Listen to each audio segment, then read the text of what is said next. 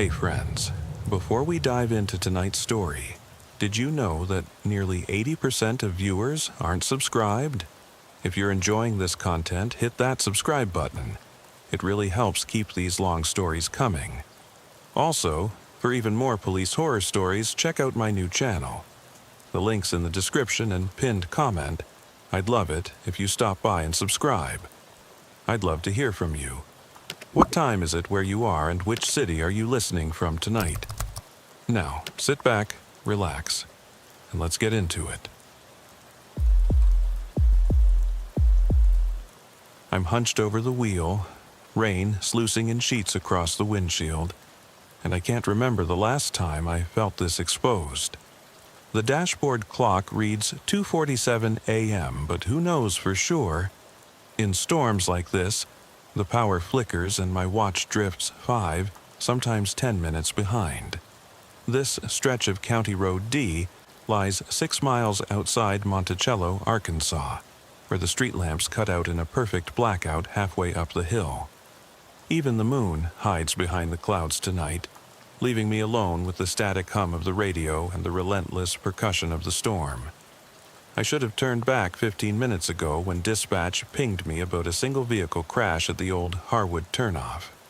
The kind of call every patrol officer hates. No witnesses, no license plate for a lead, and cars sliding off the road all the time in these conditions. Slick tarmac, high water pooling in the ditches, gravel shoulders that drop you into a yawning creek if you stray too far. But something about the call set my gut on edge. A tight knot I've learned over 30 years means you don't walk away. When I parked my cruiser half on the shoulder, the engine died for a split second under the weight of my sigh. Headlights illuminating a sodden field in the dark gash where the asphalt meets grass. I edged forward on foot, boots sinking in mud, and squeezed the flashlight trigger. Beams lanced through the downpour, landing on a silver sedan skewed at the ditch's edge, nose buried in mud. Engine off, lights dead, but no sign of wheels spun out. No deep tread marks through the grass, like someone ghosted into the ditch rather than fought the skid. I circled, scanning for footprints. Fresh tracks led back up toward the road, leaving the ditch completely untroubled. I crouched low, traced a single trail of prints in the wet earth, and frowned. They stopped 10 feet past where the car's door should be. Swept upward, the path trended toward a broken fence, one plank missing, splintered. Beyond, I thought I heard the scuffle of something moving against the wind, branches scraping, a distant drip of water. My radio crackled. Unit 7, verify location. I glanced at the ditch and half answered, check. Nobody in the vehicle, returning to cruiser.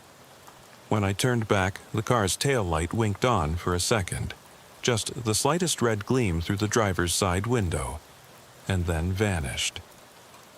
My chest tightened like a vice.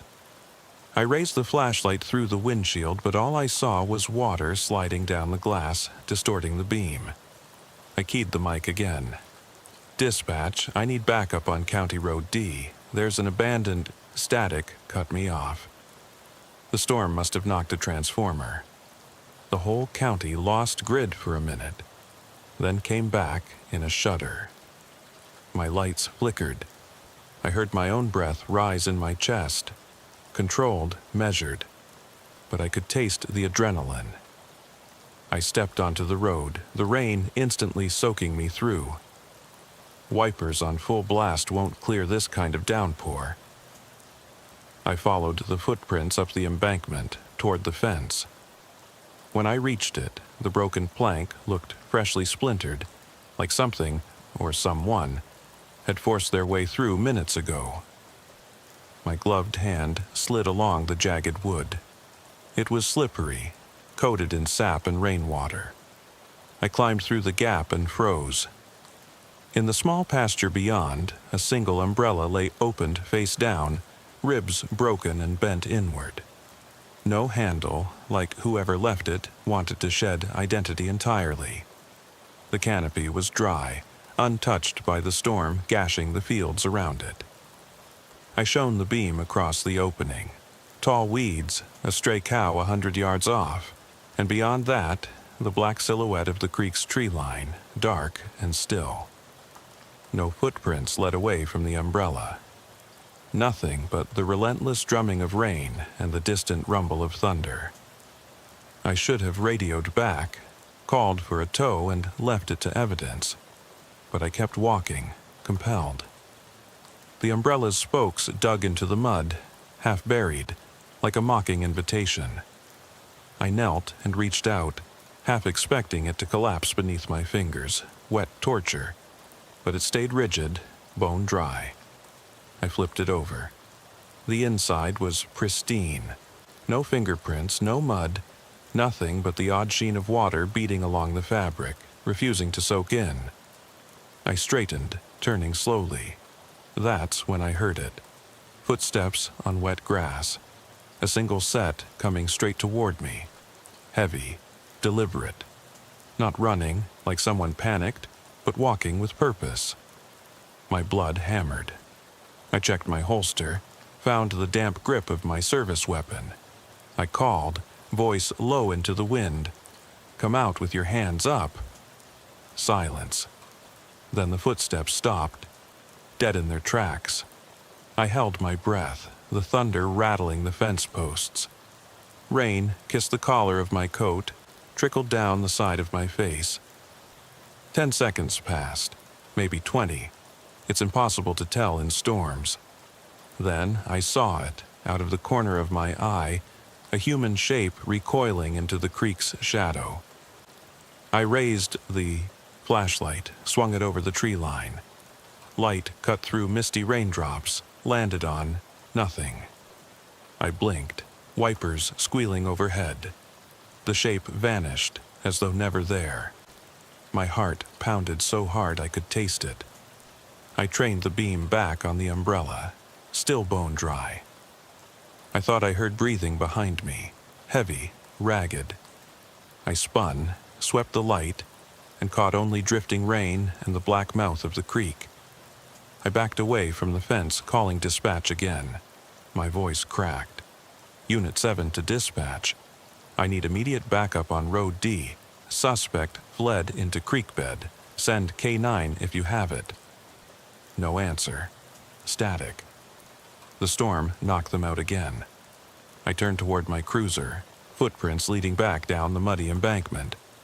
Except where I landed, I found only one set of prints. My own. The other had disappeared, and the umbrella gone too, as if it never existed.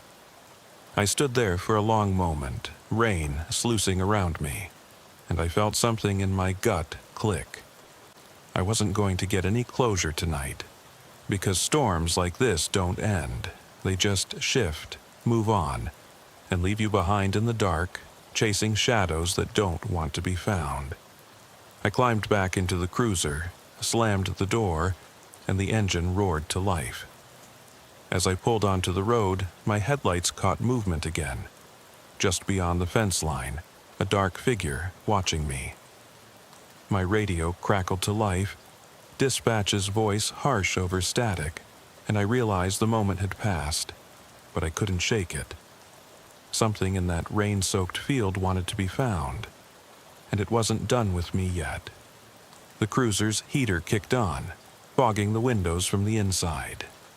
I sat for too long, hands still tight on the wheel, listening to my own heartbeat drown under the radio's static shriek.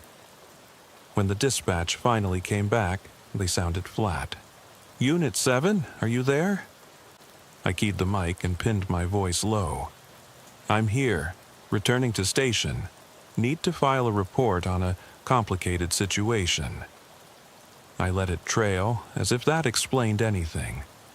I punched the windshield wipers back to low. Whatever little clarity they offered was better than watching that rain smear clean lines into puddles. The road was a thin ribbon of pale paint swallowed by darkness, flanked by fields sodden under the storm. My headlights cut two shaky cones through the night, but up ahead, A pair of reflexive red dots glimmered at me from the ditch. Brake lights, maybe? Then they vanished. I slowed, grabbed the spotlight switch and pivoted it to the passenger side.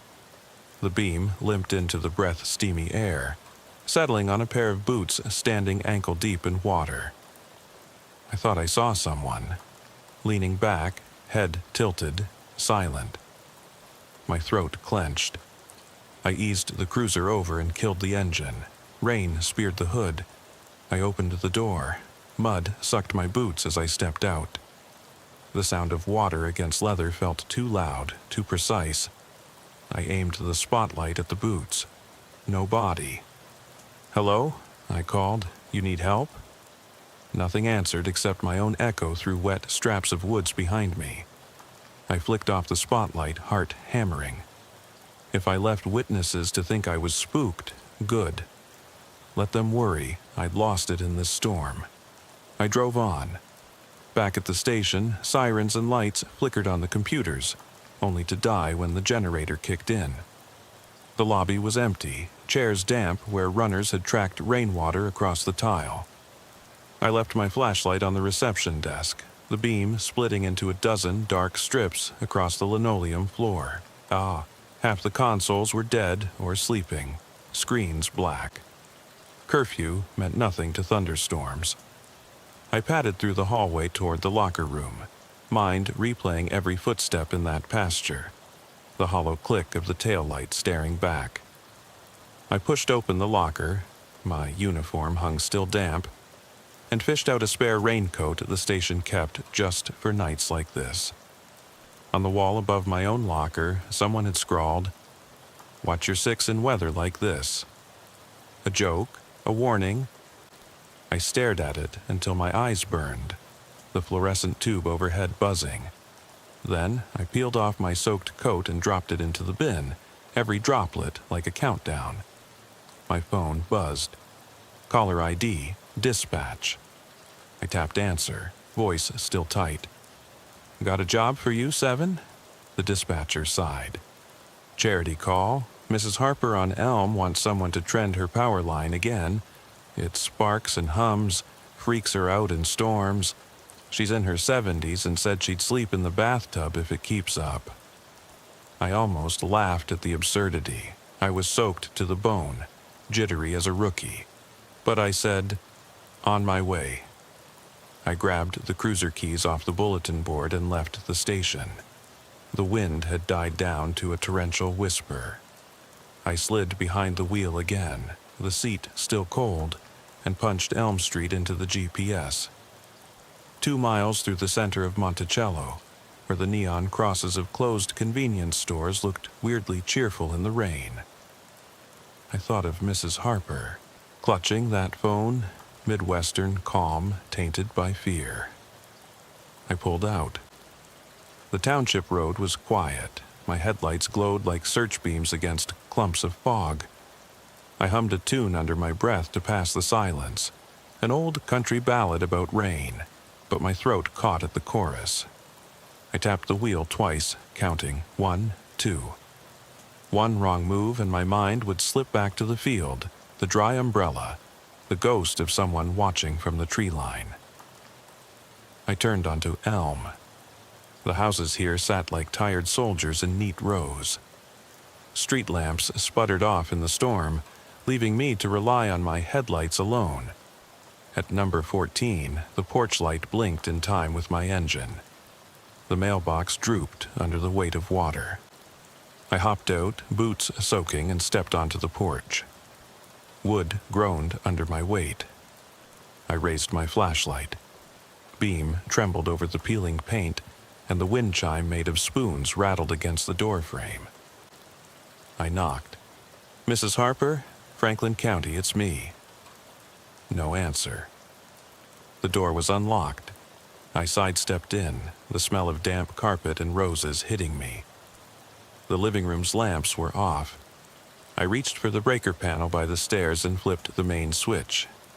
The house flooded with light, yellow and soft, like a Sunday morning in April. The radio in the corner clicked on to static. I wandered through until I found the kitchen sink. Water still dripping from the ceiling over Mrs. Harper's pots and pans. The power line outside must have frayed overhead, leaking electricity into the wet wood of the roof. "Mrs. Harper," I called again. Behind me, a slow creak on the stairs. I spun. Nothing but the hall. I climbed the stairs. Carpet muffled each step. At the hallway's end, the closet door stood ajar. A low hum filled my chest, not mechanical. I pressed my ear to the frame, then a whisper, so soft I thought the storm muted it. It said my name, Sergeant. Cold ran down my spine. I pushed open the door, empty, just coats and some cleaning supplies. Yet the hum remained, pulsing. I backed out and glanced down toward her bedroom. The door lurched, midway open, pale light spilling out. I approached, hand on holster. The room smelled like lavender and old linen, bedspread soaked where no rain touched it. On the nightstand, her phone lay face up, screen lit with a dial tone. I reached for it. The radio in the living room came alive, blasting a crack of static, drowning out my heartbeat. I dropped the phone. In the mirror across from the bed, I saw movement behind me. A shimmer, like rain on glass falling inside the reflection but not in the room. My breath hitched. I swung the flashlight to the doorway. No one. I checked the floor. Boot prints traced from the window to the bedside, stopping inches from my own. My pulse raced as I grabbed the phone off the floor. The dial tone sounded urgent in my ear. I pressed redial. Dispatch cracked back. "Unit 7? My voice came out ragged. "Ma'am, this house is clear." No sign of Mrs. Harper, just someone's been here. I closed my eyes. Dizziness like after images from a flashbang. When I looked up, the boots I'd traced had vanished from the carpet. I bolted for the door, tripped, and caught myself on the frame. The hallway lights stuttered and died, leaving me under the single glow of the bedroom lamp. The house sank into silence. I heard the storm lull as though it were waiting. My skin crawled with the suspicion that I wasn't alone. I drew my weapon and thanked God for the thunder that gave me an excuse to start firing if anything moved. My radio sputtered once more, finally dying. I stood in that beam of lamplight, trembling, boots wet, badge heavy on my chest. The storm outside waited like a judge. I flicked off the lamp, and the night inside the house went completely dark. I don't know how long I stood there. My ears strained for breathing that wasn't mine. Then, a soft click. The door at the end of the hall, the one I'd locked on my way in, swung shut. No handle turned, no footstep passed. Just that decisive click. That's when I realized the storm had never left Elm Street. It had followed me inside, found a way through the wires and walls, and into this house. And something in here was waiting for me. My hand shook as I eased my back against the wall, the pistol's weight suddenly both reassuring and absurd. Every instinct screamed at me to bolt, but something deeper rooted me in place. Was it curiosity, or that same knot in my gut telling me to stay and face whatever this was? My ears strained in the silence, broken only by distant drip, drip, drip of water leaking through the ceiling. I forced my breathing to slow, counting 4 seconds in, 4 seconds out, letting the rhythm steady me. I squared my shoulders, then clicked on the flashlight clipped to my belt. The narrow beam danced over peeling wallpaper and warped floorboards, landing on the closed bedroom door. I could feel eyes on me, though I saw no one. I took a single step, then another, each footfall muffled by the damp carpet. The chasm between my teeth didn't close, not with adrenaline, not with fear. A low hum began in my chest. Not in my ears, but inside my sternum, a vibration like the thrum of a heavy engine with missing cylinders. I pressed a hand to my chest, my spine arched. The hum pulsed again, louder, and I realized with a sick twist that it matched the faint sizzle I'd heard in the attic when I first arrived, something electrified, alive, straining behind walls. I clicked the flashlight toward the ceiling. A single loose board shifted, and a sliver of dull gray light seeped through the attic hatch. My pulse thundered. I holstered my gun and found the small folding knife I carried for evidence collection. The blade's edge was cold, smooth. I took off the cover of the attic hatch, the thin wood splintering. Then, without thinking, I climbed the ladder. 2 rungs, 3 rungs, my boots scraping the side. Each step felt like a decision, but there was no turning back now. The attic smelled of damp pine and old insulation. I pressed the blade into my free hand and sliced at the fraying rope that held the hatch closed. It tore with a dry crack, and the hatch dropped open with a groan. I shone the light up. Nothing. Just a narrow crawl space, the boards stained brown with age. But the hum rose, as if the house itself was straining to be heard. I dropped through the hatch onto my knees. Sniffing, I realized it wasn't pine or insulation that I smelled. It was burned wiring, acrid and clinging to the air. I traced the light along the joists until it landed on a bundle of frayed cables, sparking, pulsating with blue-white arcs. They ran along a rudimentary channeled path, disappearing into an old radio tuner panel built into the far wall. The panel rattled, as if in time with a hidden speaker behind it. My heart pounded. I knew where this was going. To the living room radio, the kitchen breaker, the wiring that brought power back on when the storm crashed the grid. Someone had rigged the house like a trap, alternating power and death throbs of electricity, creating illusions of presence. But who? And why? A soft click behind me spun me around. The attic hatch had slammed shut. My flashlight beam cut against the lid, but the latch glowed copper under the lid, latched from the inside. I sprinted toward it and yanked. It wouldn't budge. My fingers bled from pressing against splintered wood. A whisper echoed down the ladder shaft. I could swear it was my own voice calling, "Sergeant." I pointed the beam at the wall beside the radio panel. The wallpaper was sliced, edges curling, revealing a hidden cavity. My fingers trembled as I peeled the paper away. Inside, in a shallow box, lay a battered tape recorder, its spool ticking, like a heartbeat. I ripped it free, cupped it in my hands, and pressed play. The recorder crackled to life. At first, static, then a voice, wavering and broken. "Please, help. Found something in the basement, can't get out." It cut off in a wet gasp. Then a series of scratches, like thumb on tape, and a scream that ended in a wet gurgle. The tape clicked empty. My blood turned to ice. In the back of my mind, a memory flickered.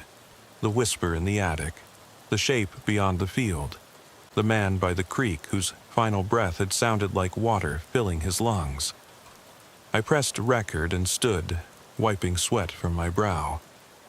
I had evidence of someone trapped, or someone who had been here, broken like these wires, using this old house to record their own demise. I shut off the recorder and jammed it in my coat pocket. My only thought was to find the basement.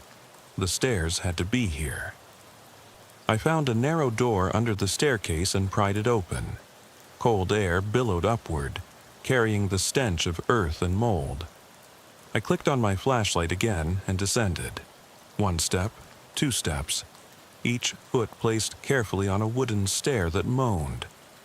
At the bottom, the beam landed on a stone wall slick with moisture. The hum here was a roaring pulse, drowning out my thoughts. I crept forward, the sleeve of my jacket brushing against something soft on the floor. I leaned in to inspect and felt a wet cloth. I yanked it up to reveal Mrs. Harper's phone. The screen cracked, still lit with that dial tone, but the handset lay a few inches away, soaked. I shone the light across the room. Rows of old cabinets lined the walls, battered and warped. In the far corner, an open hole in the ground led to a pit, half covered by a rotten plank. I knelt, looked in. Nothing but darkness and a faint drip at the bottom. But the flashlight reflected off something metallic, a worn police badge. I swallowed hard. Somebody had been down here. Somebody who wanted the station to find them. I reached out, grabbed the plank's edge, and pulled. It fell with a thud, and the flashlight plunged into the pit, illuminating the bottom. A pile of soggy papers, insurance forms, eviction, notices, buried the lower tiers. Among them, a chipped ceramic mug with a Maplewood PD insignia.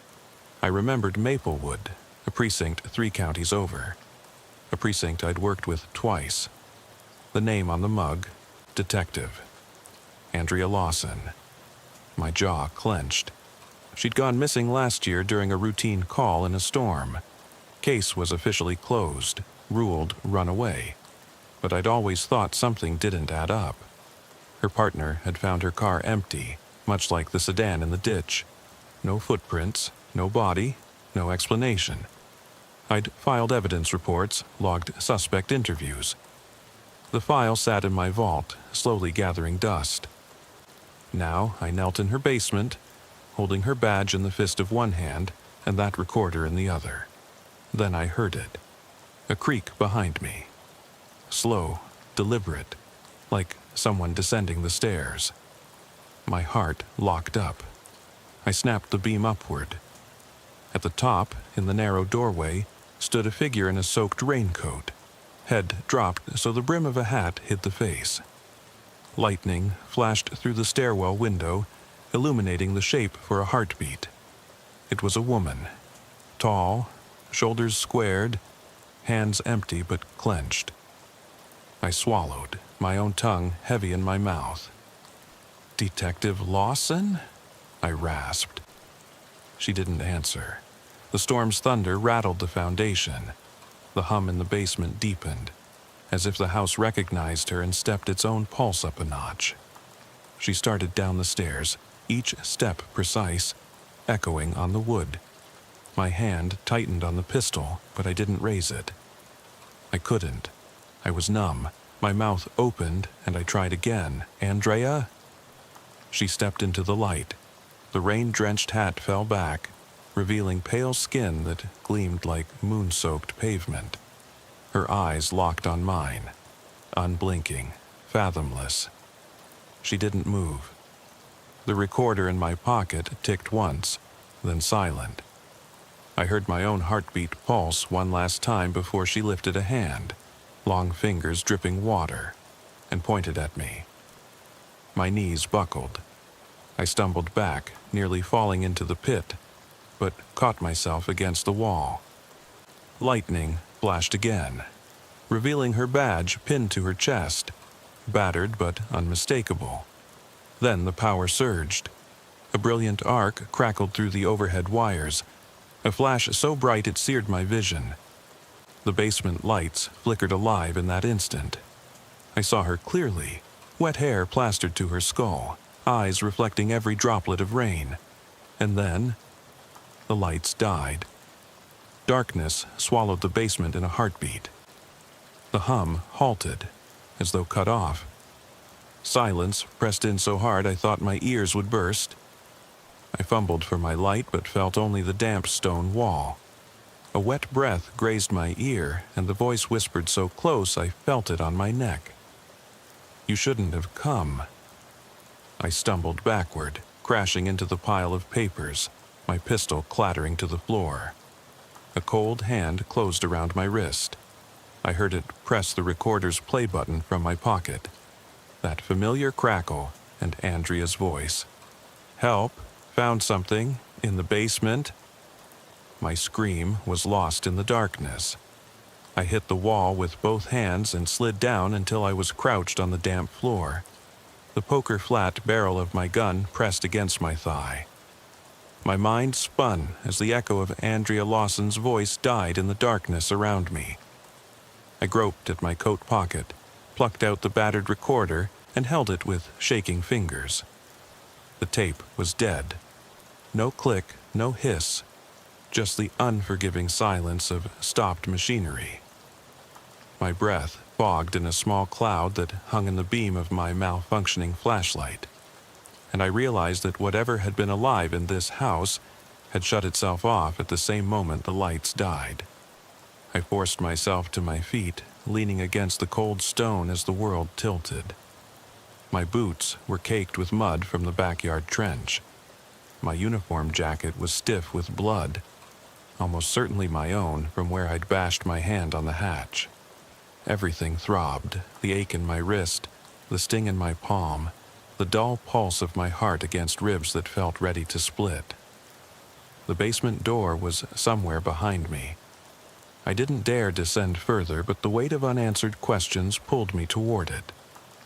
Something glittered in the corner of my eye, a pale shape, gleaming wetly. I swept the flashlight around. There, half buried under broken boards and debris, lay a badge.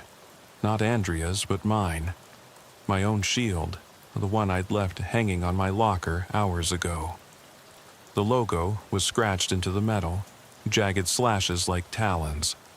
I picked it up, perplexed. Why would I have dropped it here? My fingers felt numb around the cold steel. I flipped it over. On the back, someone had carved initials, A.L. My world lurched. Andrea Lawson's badge in my hand, and now my own, carved with her initials. The same initials that had been painted on her coffee mug, the ones I'd found in that hidden box under the insulation. It was a signature, a calling card, a confession, or a curse. I shoved the badge into my pocket and glanced at the pit again. The plank had been moved. I hadn't replaced it when I descended. Now, in the partial darkness, the opening yawned like a maw. I knew I'd have to face it if I wanted out. My breaths came ragged, each one sounding in my ears like thunder. Lightning flashed deep underground, a memory of the arc that had knocked out the lights. For an instant, the walls glowed silver, and I thought I saw something there, a silhouette, head bowed, standing at the rim of that pit. I yanked the basement door open. A shaft of pale moonlight stabbed into the house, illuminating the chaos. The rec room above had been stripped bare, chairs overturned, picture frames shattered, the couch torn open to reveal soggy stuffing and yellowed letters scrawled in ink that ran like tears from rain. I crouched and scooped up one of the letters. The paper was soaked, but I could make out fragments. The storm again. I tried to warn them. They don't listen. It whispers at night, wants to be heard. I'm sorry, Andrea, but I can't make it stop. My breath caught. The writer was pleading to Andrea. And now I was standing in Andrea's house, her basement, holding a letter she wrote about something that whispered in storms. A distant door slammed upstairs. Wood against wood, heavy. I drew my weapon, heart pounding like a jackhammer, and crept up the stairs toward the main floor. Each step was a drumbeat in my ears. The hallway greeted me with its familiar peeling wallpaper and cracked linoleum, but now it felt alien, warped by terrible memory. I passed the open closet, once home to her voice recorder, and kept going. I reached the kitchen, where the overhead light flickered on for a second before dying again. The wind whipped through the broken window, carrying with it the smell of wet earth and rotting leaves. On the counter lay Andrea's notebook, its leather cover soaked but intact. I flipped it open to the last entry. They know I'm here. They find me through the wires. I thought hiding the recorder in the wall would keep them out, but the storm finds every hiding place. I don't dare leave. If you find this, Sergeant, beware the thunder. It ended there. The notebook slipped from my fingers, pages fanning out on the tile. I heard it before I saw it, the soft scuff of footwear on laminate. I spun, flashlight jittering, and caught a glimpse of a raincoat disappearing through the living room into the foyer. My chest seized. This was no simple haunting. Something alive, dressed in the uniform of a storm, stalking me through her mansion. I chased after the sound, rounding the corner into the foyer. The front door was ajar, torn from its hinges. Rain washed the threshold in floodwater. Outside, the world was a gray blur of wind and water, trees bending under the storm's fist. And standing on the porch, drenched, silhouetted by a flicker of lightning, was the same figure I'd seen in the ditch back on County Road D. Only now, I recognized the broad shoulders leaning against the doorframe, the hat pulled low, and the badge pinned to the chest beneath the raincoat. It was Lawson, but not alive. Her skin was slick and pale, eyes hollowed by too many storms. She reached out, arm extended, and spoke a single word that cut through the gale. Remember. Thunder shook the ground as if the sky were splintering. Lawson's form dissolved into the rain, ripples of water where she'd stood, leaving only the echo of her voice. I stumbled back, a hand over my heart, trying to hold on to the memory of her features, the sound of her plea, the weight of that badge. And then, over the roar of the storm, I heard a different voice. Dispatch, crackling through the radio. Unit 7, respond, do you copy? The line buzzed. I fumbled for the mic. Dispatch, this is Sergeant. My own name stuck in my throat. My blood felt too cold to flow. Behind me a drip, drip, drip. The paint on the wall chipped and peeled away, as if something clawed at it from within. I whipped around. The entryway wall was crumbling, revealing glints of copper wiring snaking through the plaster like veins. Rainwater poured through the cracks, and through the skeletal openings I saw something moving. Shadow figures skittering behind the boards, their forms half formed by the flicker of lightning outside. I dropped the notebook and the recorder and drew a breath so sharp it felt like a blade. The storm had followed me into this place. Layered on every wall and floorboard had become these voices, these specters. Nothing in my training covered this. No protocol for ghosts born of electricity and rain. I clicked my radio off. I wouldn't call for backup. They'd come and burn this house to the ground looking for rational causes, but they'd miss the deeper truth. My flashlight died then, just a sputter and a last pale glow, and I was left in darkness except for the storm's distant glow. I watched the wires pulse behind the plaster, an electrical heartbeat wanting to break free. I heard a whisper, not Andrea's nor mine, but a chorus of voices rising, lamenting, pleading. They sounded like rain itself. Sergeant, remember, remember. I reached inside my coat for the badge, the one carved with AL, and held it out into the black. In that instant, a beam of lightning struck the front porch, illuminating the foyer in stark white. I saw dozens of shadowed hands pressed against the inside of the walls, fingers splayed, as if all those lost calls for help, all those storms, had been trapped here. And among them, I saw her, Andrea Lawson, face pressed to the plaster, mouth open in a silent scream. The thunder cracked one final time, and the house shuddered. The wires exploded in sparks behind the plaster, and the upstairs chandelier rattled, sending shards of light dancing across the walls. I felt the ground tremble. I stood, clutching the badge, the storm's voice roaring in my ears, the echo of Andrea's last plea burning in my mind, to remember. Then I stepped forward, into the heart of the house, ready to see what it had become, and what I must become if I was ever going to end this. I stepped past the threshold into the foyer, my boots leaving wet prints on the warped wood floor. The badge was tight in my fist, a weight both familiar and alien. I could feel the house breathing around me, each exhale a whisper of memory, each inhalation a shudder of rain seeping through cracked windows. The chandelier above rattled in its chain, casting fractured glints of light that danced across shredded wallpaper and torn drapes. The scent of ozone and old wood hung heavy, like the remnant of a storm that had never left. I didn't know where to go first. The front door yawning behind me, storm-lashed and splintered, tempted flight, but something deeper rooted me to the threshold. I moved forward, eyes scanning for the next clue. The living room lay ahead, couches ripped open, the stuffing strewn like discarded papers in a gale. The floorboards creaked under my weight, sounding in my ears like a chorus of weary sighs.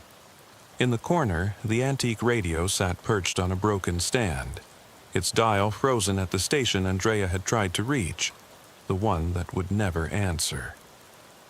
I approached slowly, hand still on my holster, and ran a fingertip across the cracked linen covering its speaker. The mesh was wet, adhesive failing where moisture had pooled. I bent down, pressing an ear to the grill. At first, nothing but my own pulse pounding in my skull. Then faint, so faint I thought I imagined it, a rhythm, like the hum in her basement wires, pulsing in time with distant thunder. I straightened and flicked the small toggle switch. The radio clicked, static pouring out in a wash of white noise. I turned the dial slowly, hunting. Between stations, buried beneath the hiss, I caught the tail end of a voice, distorted, pitched low. A stifled sob, then a whisper, "Help me, please."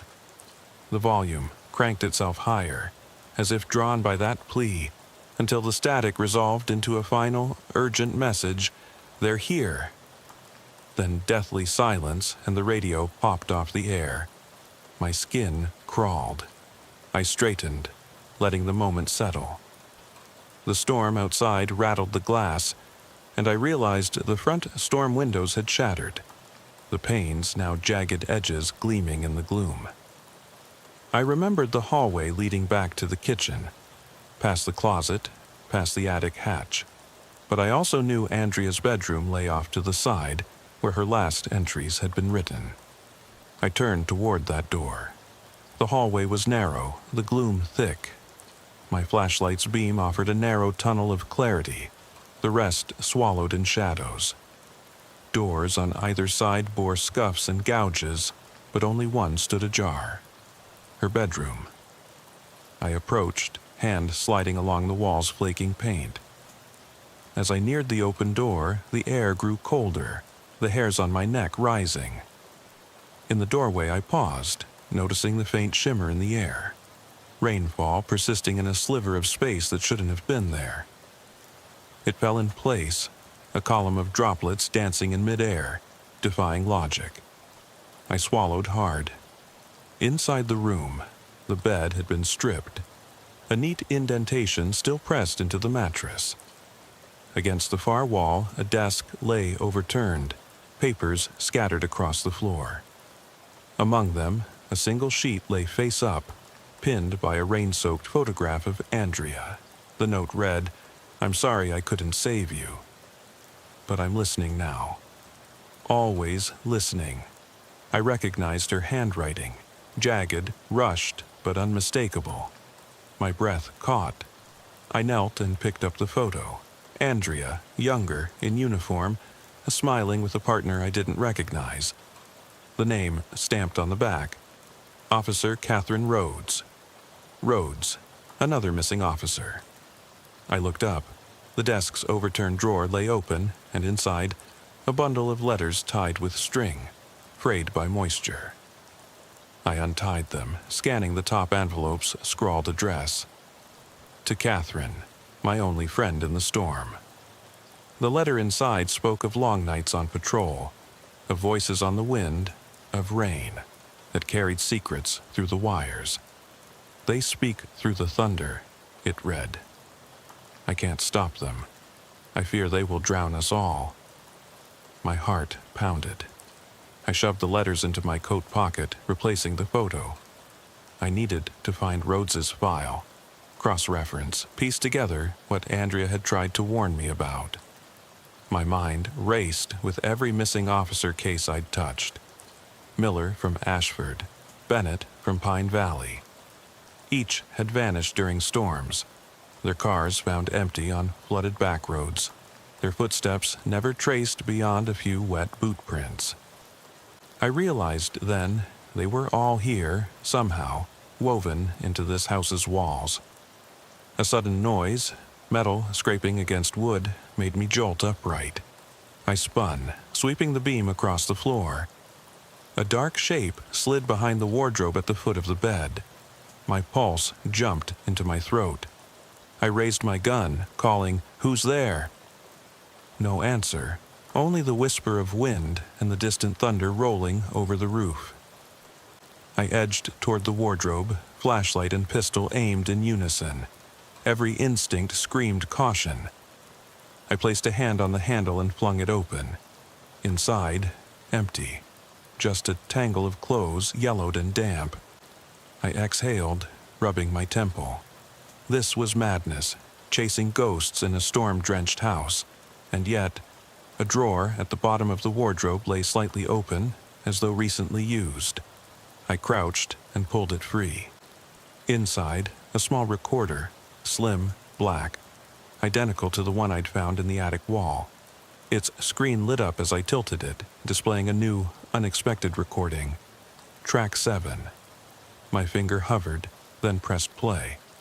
Static churned, then 3 words, clipped and urgent. Follow the wires. The playback cut out. My flashlight flickered. I looked up and realized the wardrobe itself was no longer against the wall. I had turned it, or someone had. Now, a narrow passage revealed itself behind it, carved into the plaster. I pressed my ear to the opening. At first, nothing but the house settling. Then, faintly, the hum again, the electrical heartbeat that threaded through every room, every floorboard, every snap of thunder.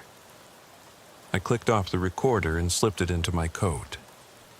I stood, back against the wardrobe, hearing a shift behind me. The clothes inside stirred, as though brushed by invisible hands. I swallowed, steeling myself. I stepped through the wardrobe opening. The passage was tight, barely wide enough for me to squeeze through, walls slick with condensation. I shone my flashlight along the floor. Cables snaked through the trench like black veins. I crouched and placed a hand on one. Vibrating, alive. The pulse ran through me and I felt a cold thrill. I followed the cables deeper into the wall, every step a test of nerve. The hum grew louder, each beat matching my racing pulse. Behind me, the wardrobe clicked shut in the corridor, sealing me into a tunnel of wires and whispers. The passage sloped down, the air growing damp and musty. I pressed forward on my hands and knees, tracing the wires with my fingertips. First a single strand, then a bundle, disappearing into a metal grate at the end of the crawlspace. I crouched to examine it. A service panel, its cover loose, rainwater dripping through the cracks. I pushed aside a wire and slipped inside. The grate gave way under my weight, and I dropped into a narrow crawl under the floor joists. My flashlight beam caught wooden beams overhead and pipes dripping along the ceiling. The cables I'd followed ran out of sight, behind a knee-high wall of insulation. I began to crawl, feeling my way through the gloom. The damp insulation clung to my sleeves. Sawdust filled my nostrils. I thought of Andrea, of Catherine Rhodes, of every soul lost in this storm. And I asked myself, could I find the heart of this house's darkness, trace it to its source, and bring it into the light? Ahead, the passage opened into a wider space, a basement room I hadn't seen before. My flashlight flickered as I emerged. The room was circular, walls lined with shelves of rusted tools, oil cans, and coils of wire. In the center stood a makeshift altar, a wooden chair facing an overturned desk, upon which lay a blood-stained map of the county. Pins marked each location where an officer had vanished. Beneath the map, scrawled in dark red, was a single word: home. Above it, cables snaked up to the ceiling, where they disappeared into a hole sealed by rotting boards. Electricity crackled softly, humming through the wires, vibrating the floor under my knees. And on the chair sat an umbrella, dry as bone, ribs bent inward, its handle pointing directly at me. My chest tightened. I reached out with a trembling hand and touched the umbrella's fabric. It was cool, almost metallic. Around me, the lights flickered in rhythm with the storm outside. Snap, snap, snap. The cables overhead hummed louder, as if testing their limits. I drew in a breath, steadying myself. Then, from somewhere deep in the walls, I heard a voice, not whispered this time, but clear, a calm, authoritative drawl. "Sergeant, you've done well to come this far." My pistol hand quivered. I swung the beam around the room. No one. The voice echoed again. "But do you understand why?" The lights snapped off, plunging me into pitch darkness. The hum stopped. Silence swallowed the room. My flashlight clicked off in my grip. I stood frozen, the umbrella's cold handle against my palm, the map's crimson word burning in my mind. Then, above me, the cables burned bright for one instant, like lightning trapped in wood, and I saw, etched onto the ceiling in dripping wax, another single word: remember. And in that moment I understood the storm wasn't just outside, it was here, in this house, in every lost officer, in every hum of electricity, in every shattered window. It wasn't over. It would never be over. I didn't move, I couldn't. And somewhere behind me, the umbrella clicked open. The world twisted into absolute silence the moment the umbrella clicked open behind me. My skin prickled, every nerve ending screaming as if the storm itself had shoved a hand into my chest and squeezed. I dared not breathe. The room's air grew thick, an electric haze settling over everything, cables humming faintly again, wet boards exuding the smell of ozone and decay. I turned slowly, flashlight dead in my other hand, and stared at the umbrella. It stood upright on its own, ribs splayed in a near-perfect circle, casting long, serrated shadows against the walls. Beneath it lay the map. Drenched, corners curling, the county's outline distorted by water stains. The pins marking vanished officers glowed darkly in the gloom, as though the holes punched into the wood were bleeding. Above them, that single word, home, seemed to pulse, alive with intent. I swallowed, tongue thick. My hand found my holster, but the gun felt alien, too heavy and useless. What could steel do against a force woven into wiring and rain, stitched into the very bones of this house? I realized then that I'd been hunting ghosts, but the ghosts had been hunting me back. Every missing officer, every severed patrol, every unanswered call had been a summons, leading me here, binding me to this place. The cables overhead snapped with a crack, and sparks rained like fireflies in the darkness. The umbrella's fabric fluttered, though there was no breeze. I stepped back, boots slipping on the wet floor, heart pounding so hard it felt as though it might burst free of my ribcage. The overhead wires snapped again, and a guttering glow lit the room for a heartbeat. I saw dozens of faces pressed against the plaster walls, eyes wide, mouths open in silent pleas and screams, half-formed shapes of those trapped between life and storm. They flickered out as the light died. The hum ceased. Silence reclaimed the room. Only the umbrella stood, waiting. I sank to my knees, hands on the map, ink smearing beneath my fingers. The paper tore. I reached past it, touching the floorboards beneath. They were warm, oddly warm, and pulsed under my palm. An irregular beat, unmistakably alive. The foundations of the house had a heartbeat. They were breathing. They had been waiting. A whisper slipped into the air, softer than the hum, more insistent than thunder. Find the heart. My head snapped up. Find the heart. No voice but my own echoed in the hush. I scanned the ceiling, walls, floor. Everywhere, wires plunged into darkness, into hidden cavities beneath the boards. The altar chair, the map, the umbrella, all had pointed me deeper, toward the heart of this storm. Whatever it was, it lived here, powered by the rain's electricity and the lost souls who answered the call. I rose unsteadily, tossing the map aside. My boots carried me to the center of the room, beneath the umbrella's rib cage. I crouched, pried up a board, and plunged my hand into the wet earth below. My fingertips brushed something smooth and cold, a rounded metal surface embedded in the soil. I hauled it free. A tarnished pocket watch, its face cracked, hands frozen at 3:12. On its back was engraved one last name, Lawson. I stared at it, breath ragged. The watch ticked once, just once, then died. A final heartbeat.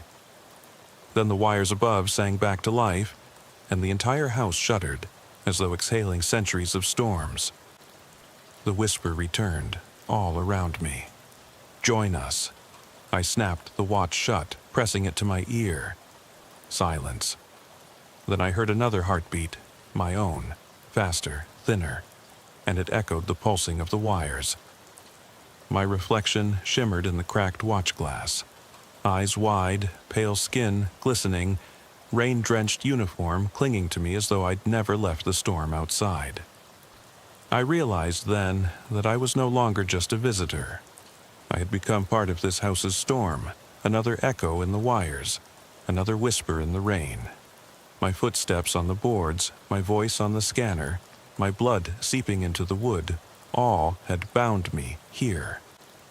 I could feel the pulse of the earth beneath the floorboards, the static charge in the air, the drip, drip, drip of water falling through every crack.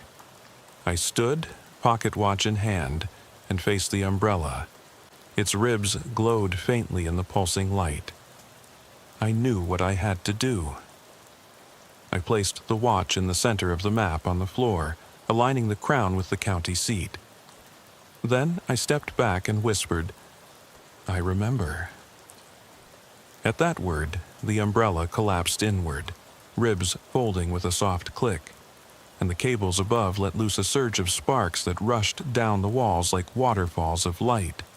The room filled with the roar of 1,000 storms converging. I shielded my face, eyes stinging, and when I looked again, the map lay blank. Pins gone, ink vanished, the word home erased as though washed clean by a deluge. The watch lay still, cold in the soil. The faces in the walls blinked away. The house exhaled a final breath. The wires fell silent. The air cleared, smelling of fresh rain and new beginnings. The front door creaked open, revealing a path of dry ground under a starless sky. I stepped toward it, leaving the umbrella bones and the map of ghosts behind. Each footfall on the threshold felt like leaving a piece of myself behind. When I reached the porch, the storm was gone. No wind, no rain, only the distant rumble of clouds receding over the hills. In my hand, I held Detective Lawson's watch, its hand still. I tucked it into my pocket, shoulders heavy with memory.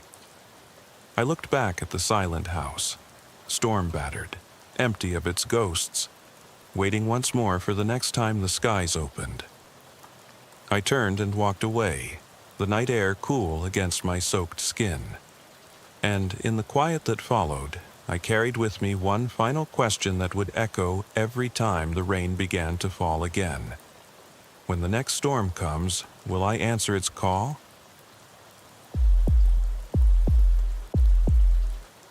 I can still hear the wipers scraping against the windshield, an insistent rhythm that felt like a countdown to something I couldn't name.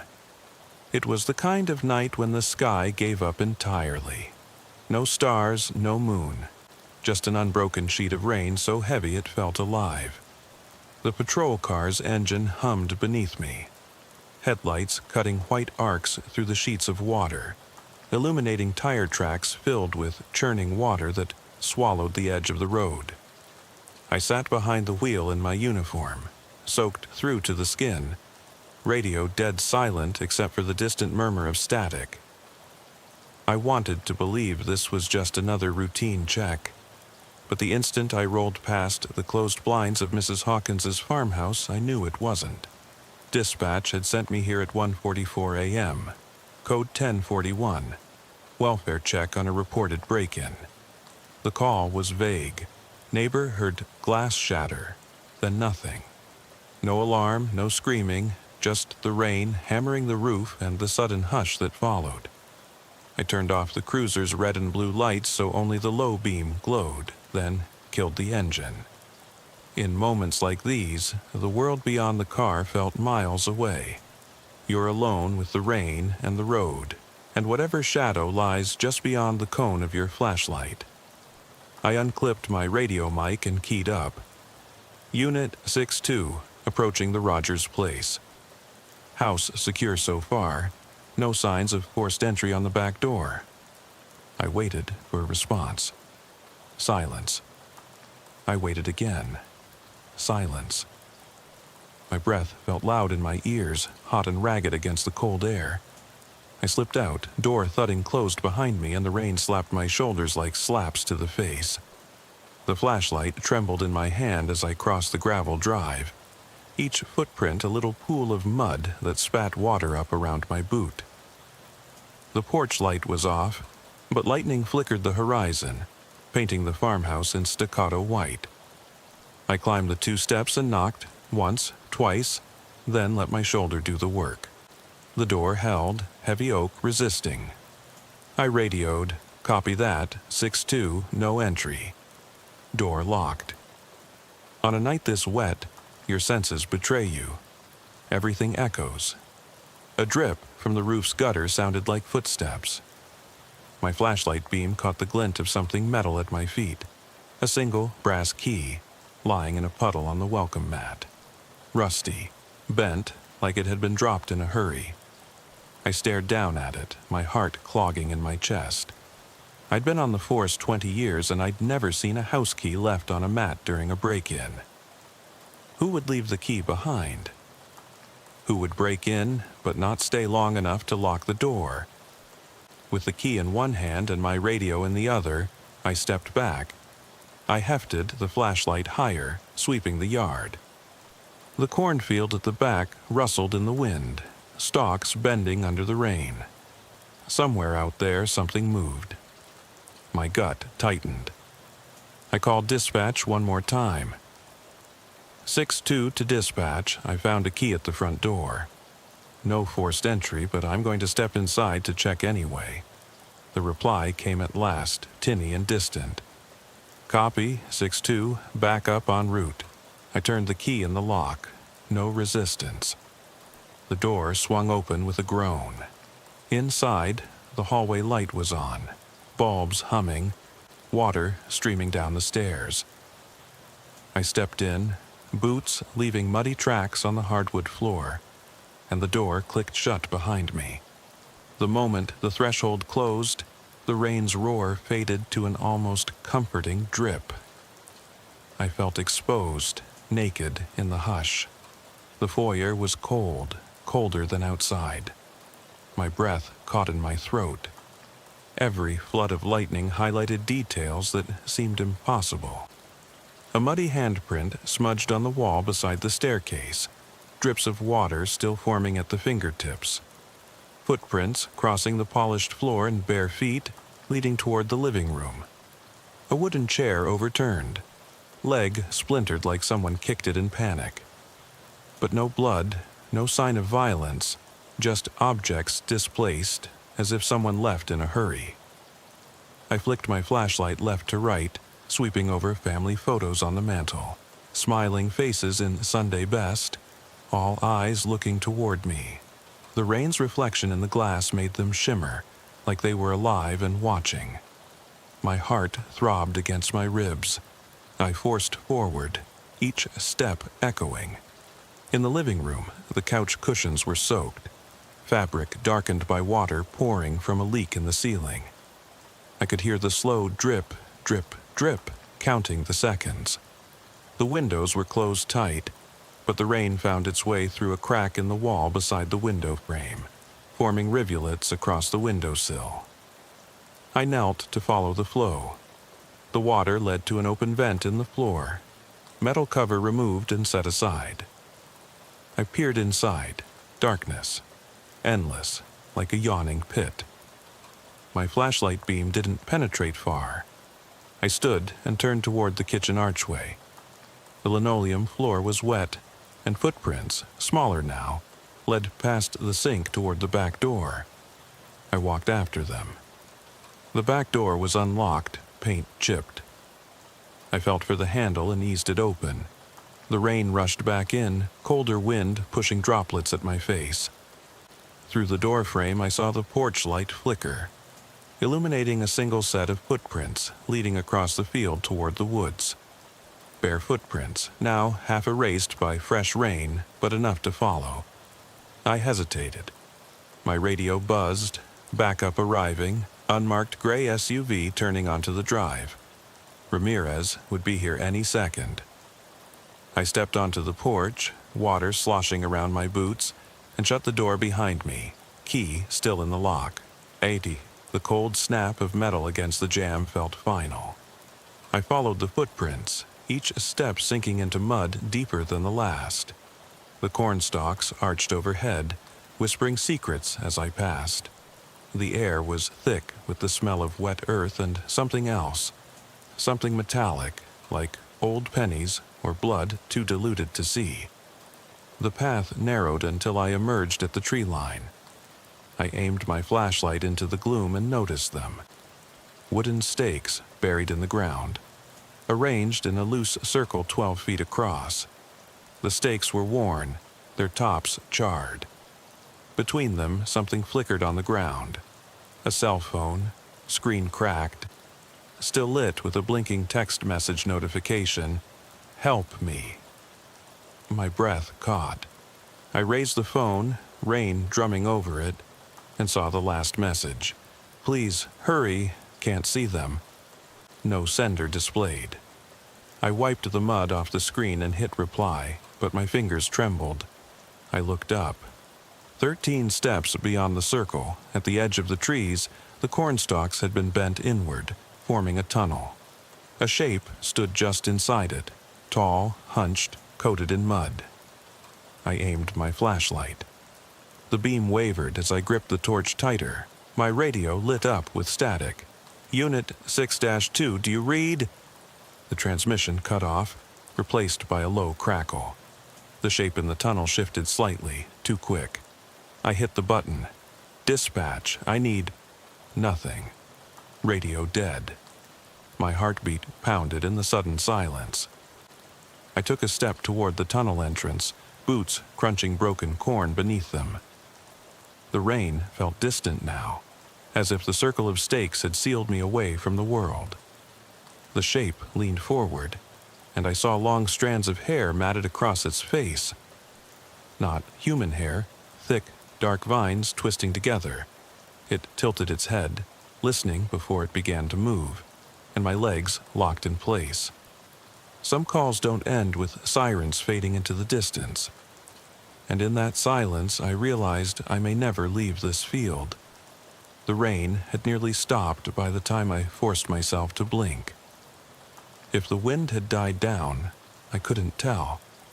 My ears still rang with the sound of my own heartbeat pounding in the silence. I took a breath and stepped forward, each boot sinking into the muddy earth.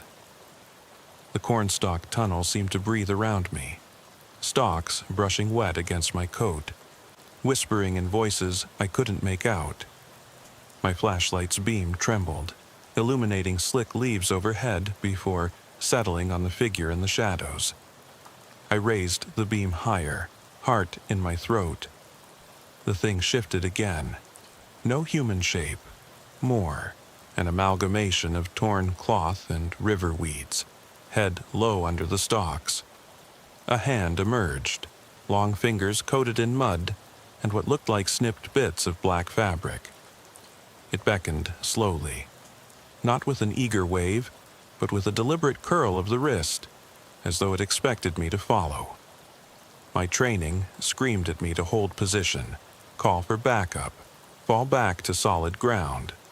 But something, maybe desperation, maybe the echo of that text message, pulled me in. I took one step.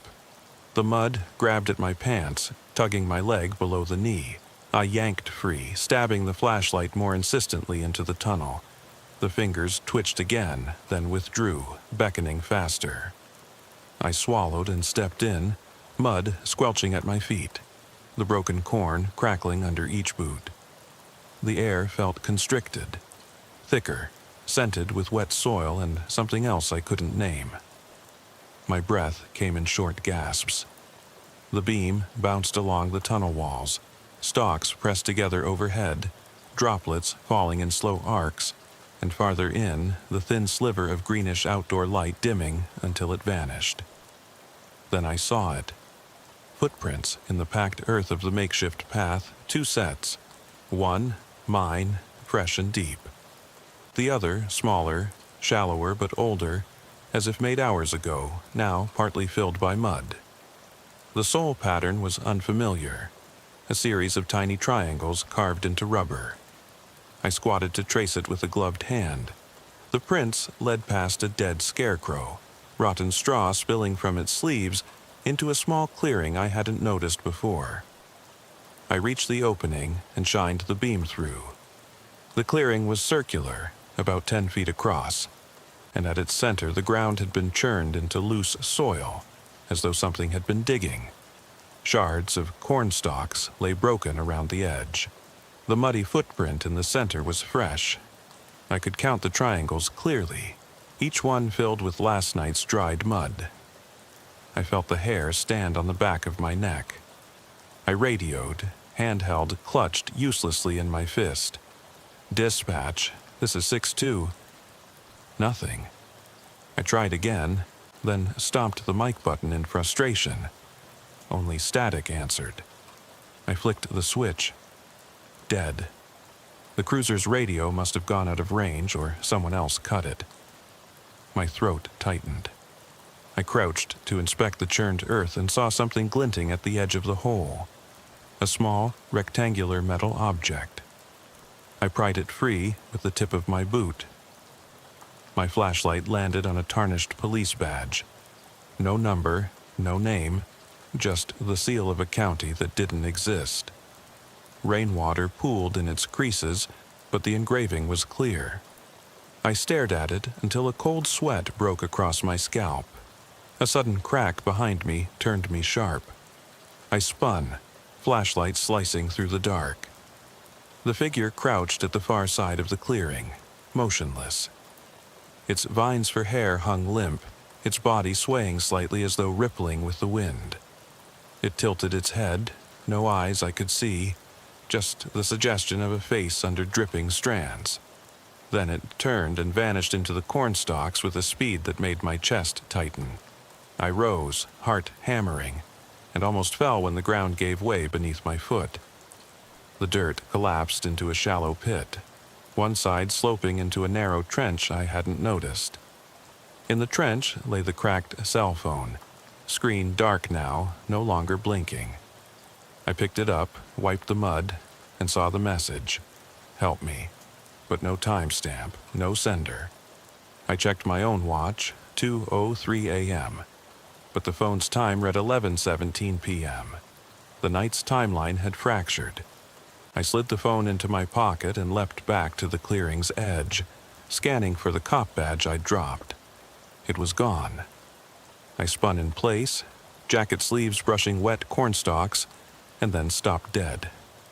The stalks around me formed the word help, plain as day, in broken bent lines.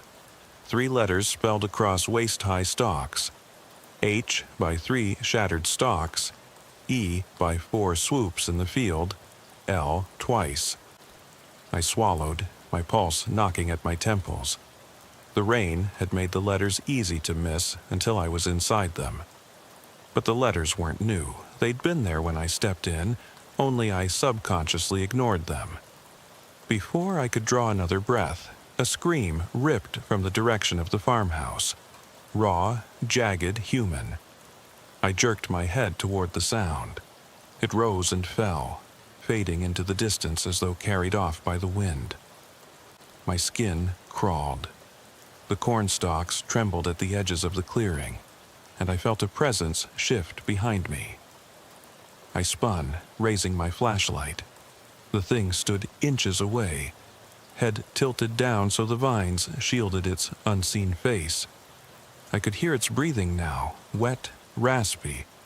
I stifled a shout and forced my body to back away, beam locked onto its shape. It reached out, fingers brushing the air, and I stumbled over the trench edge, boots slipping. I hit the ground hard, mud spraying as I rolled out of the clearing. I struggled to my knees, flashlight clattering. The thing was gone. Only the carved help remained. Bent stalks marking its place, shivering in the rain. I heard another voice then, gravel grinding under tires. Ramirez's SUV pulling into view at the tree line. Relief flooded me so sudden I felt sick. I screamed hoarsely, waving my arms. "Over here!" I scrambled toward the cornstalk edge, treading broken corn and mud, chest heaving. But as I crossed the field's boundary, I saw the SUV was empty. Doors wide, engine running, lights on. No Ramirez. I froze, vision blurring. The field beyond was empty. No car, no tracks except mine, now half vanished by the rain. Behind me, the farmhouse windows flickered. Not with lightning, but from a single candlelit glow, steady, unbroken. A silhouette passed at the back window, a woman's shape, face pressed to the glass. I blinked.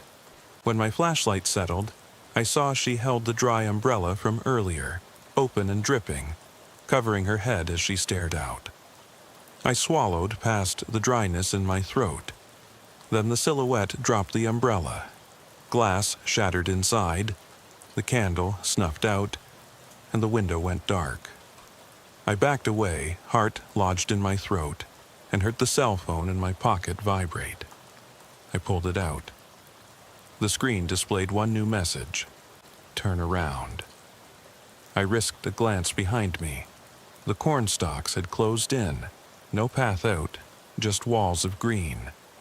Above me, the sky opened with a crack of thunder. I pressed my back against the slick siding of the farmhouse and let out a breath I hadn't realized I'd been holding. The rain had fallen to a fine mist, leaving everything glazed and trembling. I peered across the yard, heart still rattling. But there was no SUV, no Ramirez, just the dull yellow glow pooling beneath the window where that woman's silhouette had vanished. My flashlight lay forgotten on the grass at my feet, its beam wobbling in and out of view. I crept toward it, each step a risk, and snatched it up, breath catching at every stale gust of wind that rattled the shutters. The farmhouse door before me was locked, had to be. I tried the knob. Cold metal slid with a hesitant creak, as though I hadn't closed it properly behind me when I first entered the clearing. My teeth ground together. Memories of steps in the cornfield, the carved help, the badge that disappeared. It all poured back so sharply it felt like heat on my lungs. I radioed again, muscle reflex. "Dispatch, 6-2, but the static spat back, mocking, dead as before. I forced the door open and ducked inside, boots squelching mud across the threshold. The hallway light flickered on, but nothing else moved. The floorboards groaned under my weight as I crossed to the kitchen, looking for any sign of life. Cabinets were ajar, dishes missing, and the sink still held that half-empty coffee mug, ringed with grime and stale grounds. I set the flashlight down beside it and caught my reflection in the window behind the sink. Eyes rimmed red, uniform streaked with mud, radio hanging limp at my hip. I barely recognized the face staring back, and then I heard it. A soft click from the far end of the hall. I swung the beam toward the staircase. The steps looked the same as before, but the photos on the wall had shifted. Portraits of the Rogers family, which had shown two kids on either side of a smiling mother, now depicted only the mother, alone, framed in black. I swallowed and stepped forward. "Mrs. Rogers," I called, voice hollow. "This is Deputy Carter." My name sounded distant, like someone else's. No answer. The silence pressed down, heavy as wet cloth. Lightning flickered through the window above the stairs, and I saw her, for an instant, standing at the top step, back turned, hair long and dark, wearing the same dress I'd glimpsed in the window. Then she was gone. I raced up the stairs, flashlight beam wrestling with shadows. The hallway stretched unnaturally long, walls narrowing as I passed. At the master bedroom door, I paused. Inside, the candle I'd seen earlier had been replaced by a puddle of wax on the dresser, and the bed was stripped bare. No sheets, no mattress, nothing but a wooden frame. My boot thudded against something on the floor. I bent and picked up a single sock, a child's sock, with muddy footprints inside. Something bumped the wall behind me, wood tapping wood, and I spun around. No one was there, but the air smelled of damp wool and something else. Fear. I pocketed the sock and backed out of the room, floorboards clicking underfoot. At the end of the hall was another door, one I hadn't noticed before, painted the same dull green as the walls. It was cracked open, a sliver of darkness within. I placed a hand on the knob. It was warm, pulsing beneath my glove. I eased it open. Inside was a closet-sized pantry, shelves empty except for jars coated in a gray mold. The back wall had been torn away, revealing a hidden crawl space. The opening was only big enough for someone to squeeze through. Rainwater dripped through the gap, pooling on the plywood floor. I shoved my flashlight through and saw claw marks on the underside of the boards and droplets leading deeper into the black. A low scraping sound came from within. My breath hitched. I braced one foot against the pantry's lip and slipped inside, crouching so the ceiling beams didn't scrape my helmet. The mud from my uniform dragged across the plywood and carried the scent of cornstalks in with me. I followed the faint scratch, descending into a narrow tunnel so tight I could hear my own blood pounding. Somehow, the air here was warmer, stale, and heavy with the smell of damp earth. Every few feet, I bumped against roots that had forced their way through the planks. I thought of the key I'd turned in that front door. It shouldn't have opened. I thought of the stakes in the field and that cell phone message that might have been a trap. And yet, here I was, drawing closer to whatever lay at the end. I reached the far end of the tunnel and pushed against a rotted hatch. It gave way with a groan and spilled me into another chamber, larger, carved out of the hillside behind the farmhouse. The roof was low but supported by rough-hewn beams. At the center, wet clay had been mixed with sawdust to form a crude altar, a wooden board stained dark and warped. On it lay a single photograph of the Rogers family, the children's faces scratched away. Beneath the photo, nails arranged in a spiral pattern pointed inward, each one dull and rusted. I knelt beside it, keeping my flashlight beam focused on the spiral. My heart throbbed so loud I could almost hear the echo in the confined space. As I leaned closer, I felt a hand on my shoulder, cold and impossibly dry through my raincoat. I froze, breath caught in my throat. I spun, shining the light up, and found no one, but raindrops began to patter down from a crack in the ceiling above. As each drop hit the altar board, the spiral seemed to move, as if the nails sank into the wood. My knee struck something on the floor, a small book bound in tattered fabric. I opened it with trembling fingers. The pages were blank, but on the inside cover was scrawled, "You are next." Behind me, the chamber door slammed shut with finality. I jumped to my feet and raced back toward the tunnel, but the hatch had closed and the wood was flush with the wall. I beat at it, flashlight clattering to the ground. The words, "You are next," echoed in my mind.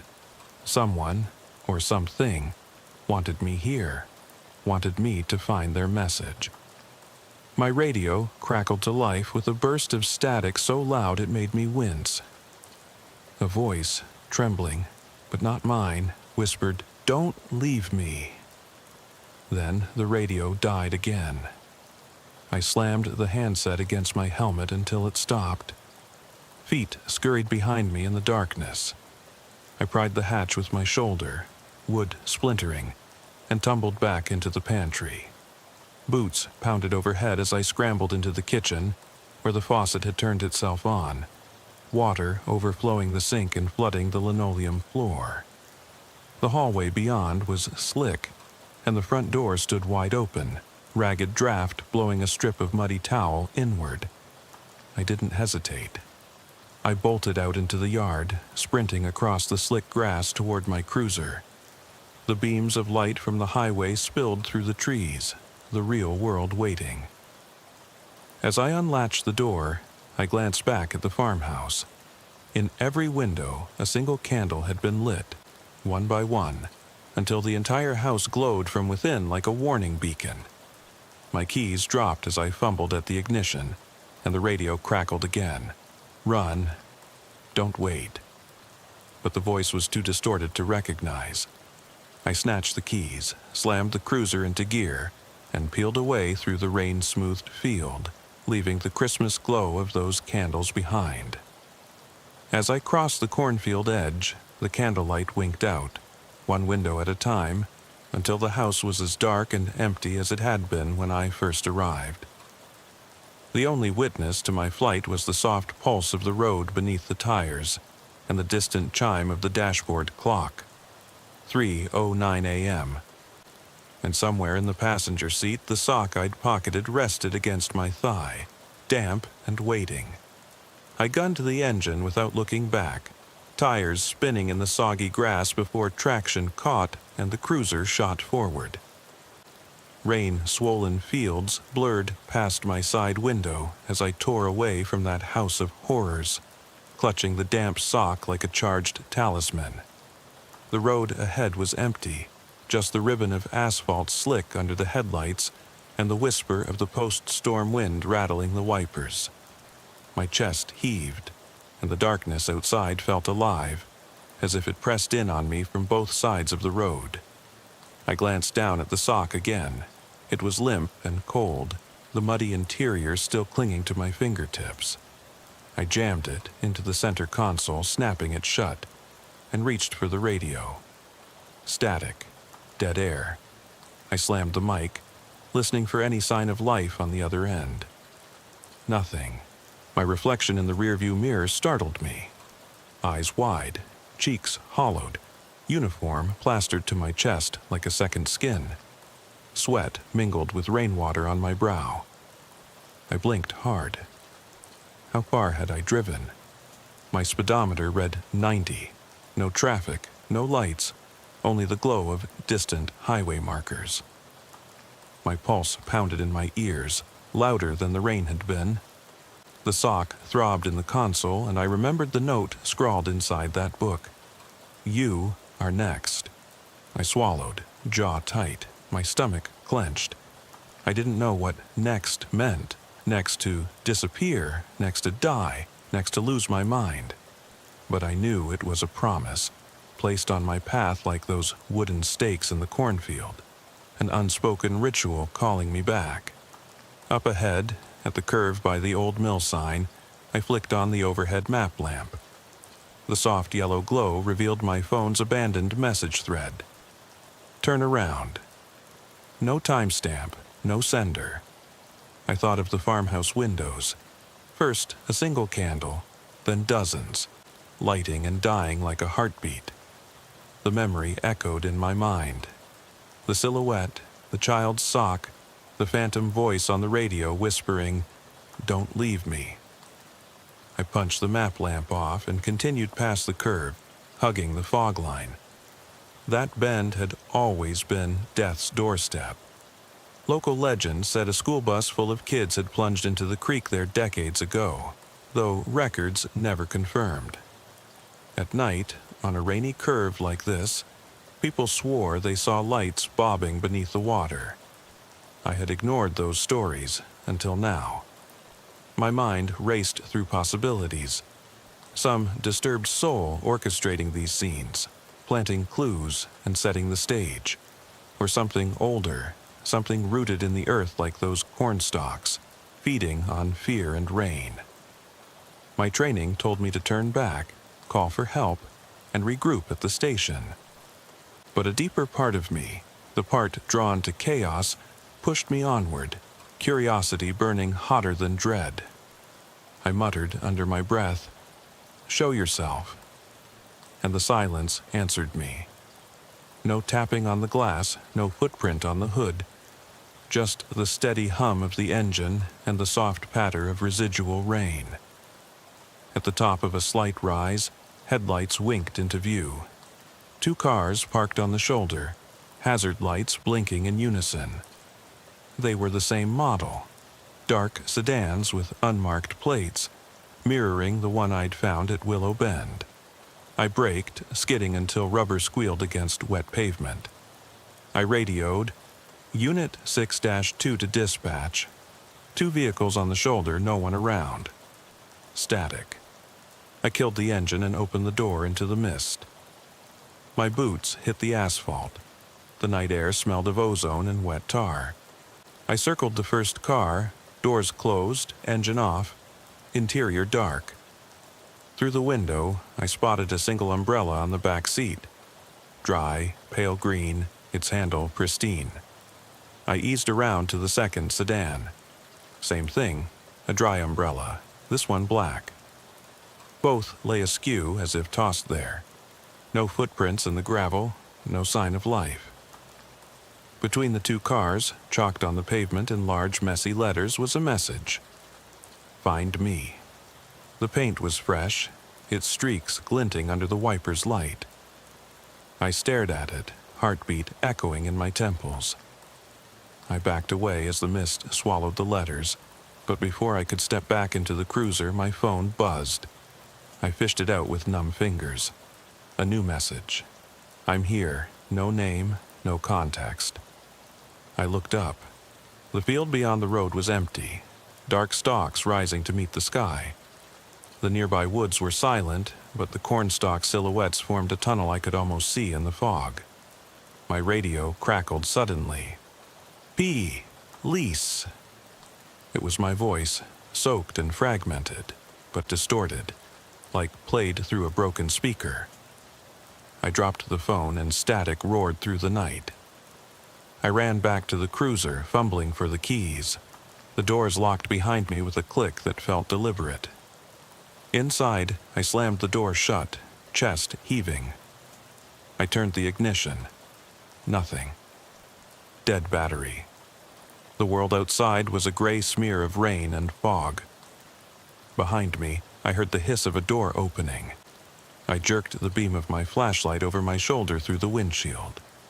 There, framed in the dim yellow glow of my headlights, was the sock, dangling from the roof rack by a thread of mud-soaked fabric. And behind it, the shape of a person standing, head tilted like the woman in the window. No movement, no sound except my own ragged breathing. I fumbled for the door handle, but it wouldn't budge. The figure stepped closer, and I saw its eyes, not human, but reflective, gleaming like the cornstalk tunnels after rain. A whisper slithered through the glass, nearly lost beneath the wind. "Stay."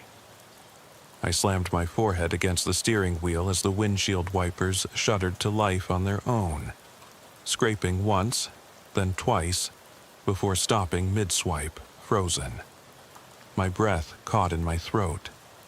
Outside, the rain began again, and the figure whispered from the darkness, louder this time. "You can't leave." I realized then that running away might be exactly what it wanted. I punched the wiper switch again. Nothing. In the rearview mirror, I saw movement behind me.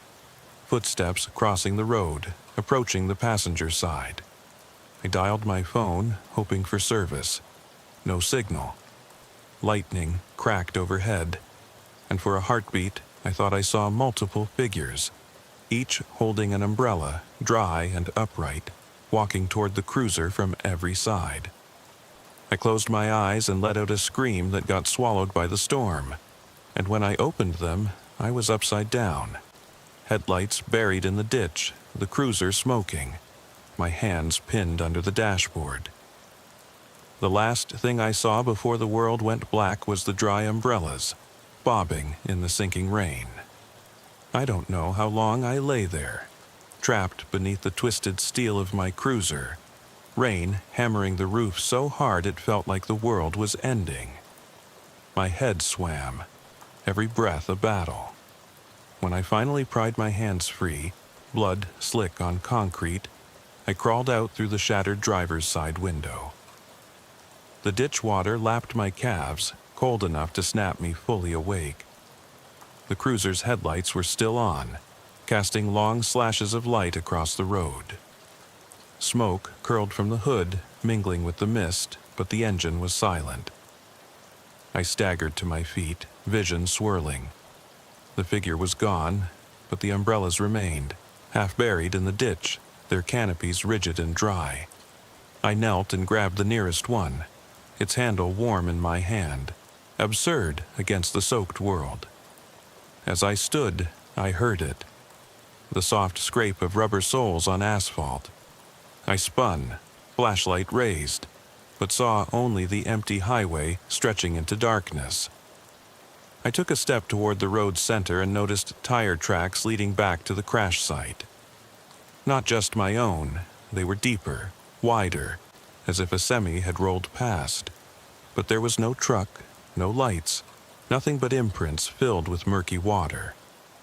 I traced them with a gloved fingertip. The grooves felt fresh, and at their end was a single footprint, the same triangle-patterned sole I'd seen before. A low groan echoed behind me. I whipped around. The barn, at the edge of the field, long abandoned, had its sliding door ajar, revealing darkness within. A faint orange glow pulsed inside, like lantern light. My gut tightened. I tested every exit, every option, and all paths pointed there, the barn. My radio crackled unexpectedly. "Ease," the same broken whisper. My own voice, but distant, as if broadcast from elsewhere. My teeth chattered. I pressed the mic. "Dispatch, this is..." Nothing but static. Lightning snapped overhead, revealing dozens of umbrellas arranged on the barn floor. Handles buried in straw, canopies pointing skyward like a field of ghostly mushrooms. I counted them, 23. Each one different in size and color, but all bone dry no matter how long the storm had raged. Their arrangement formed a path leading deeper into the barn's belly. I stepped forward, mud sucking at my boots. The stale air smelled of hay and decay.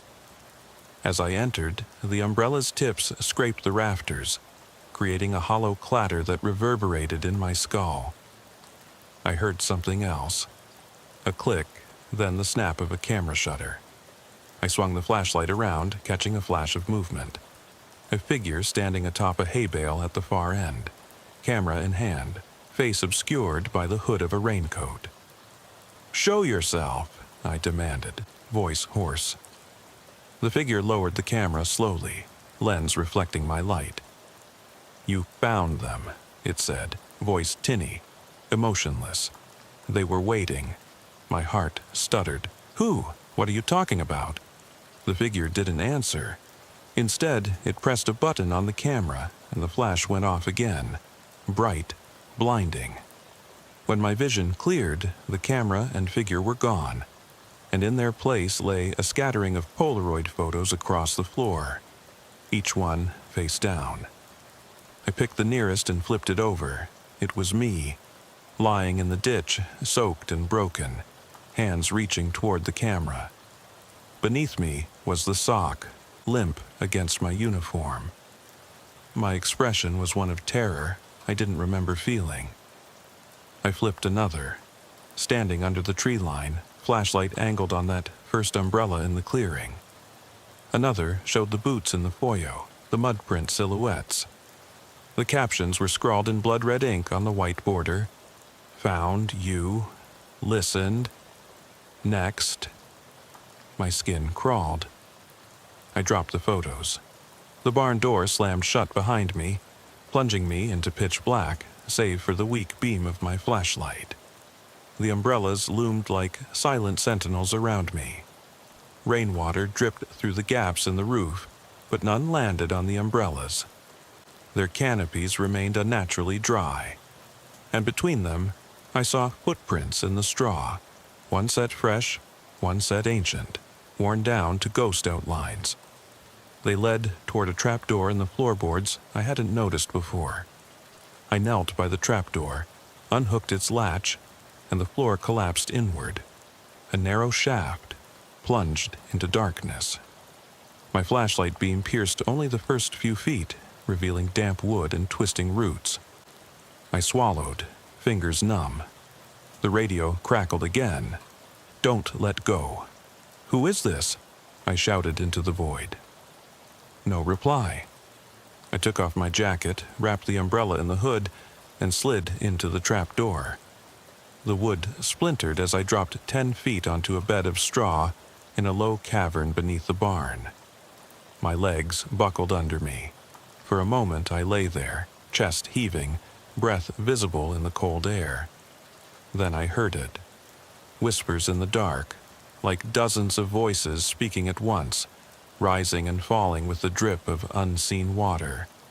I rose, flashlight shaky. The cavern walls were rough-hewn stone, etched with symbols I didn't recognize. Circles intersecting triangles, arcs slicing through runes. My pulse thundered.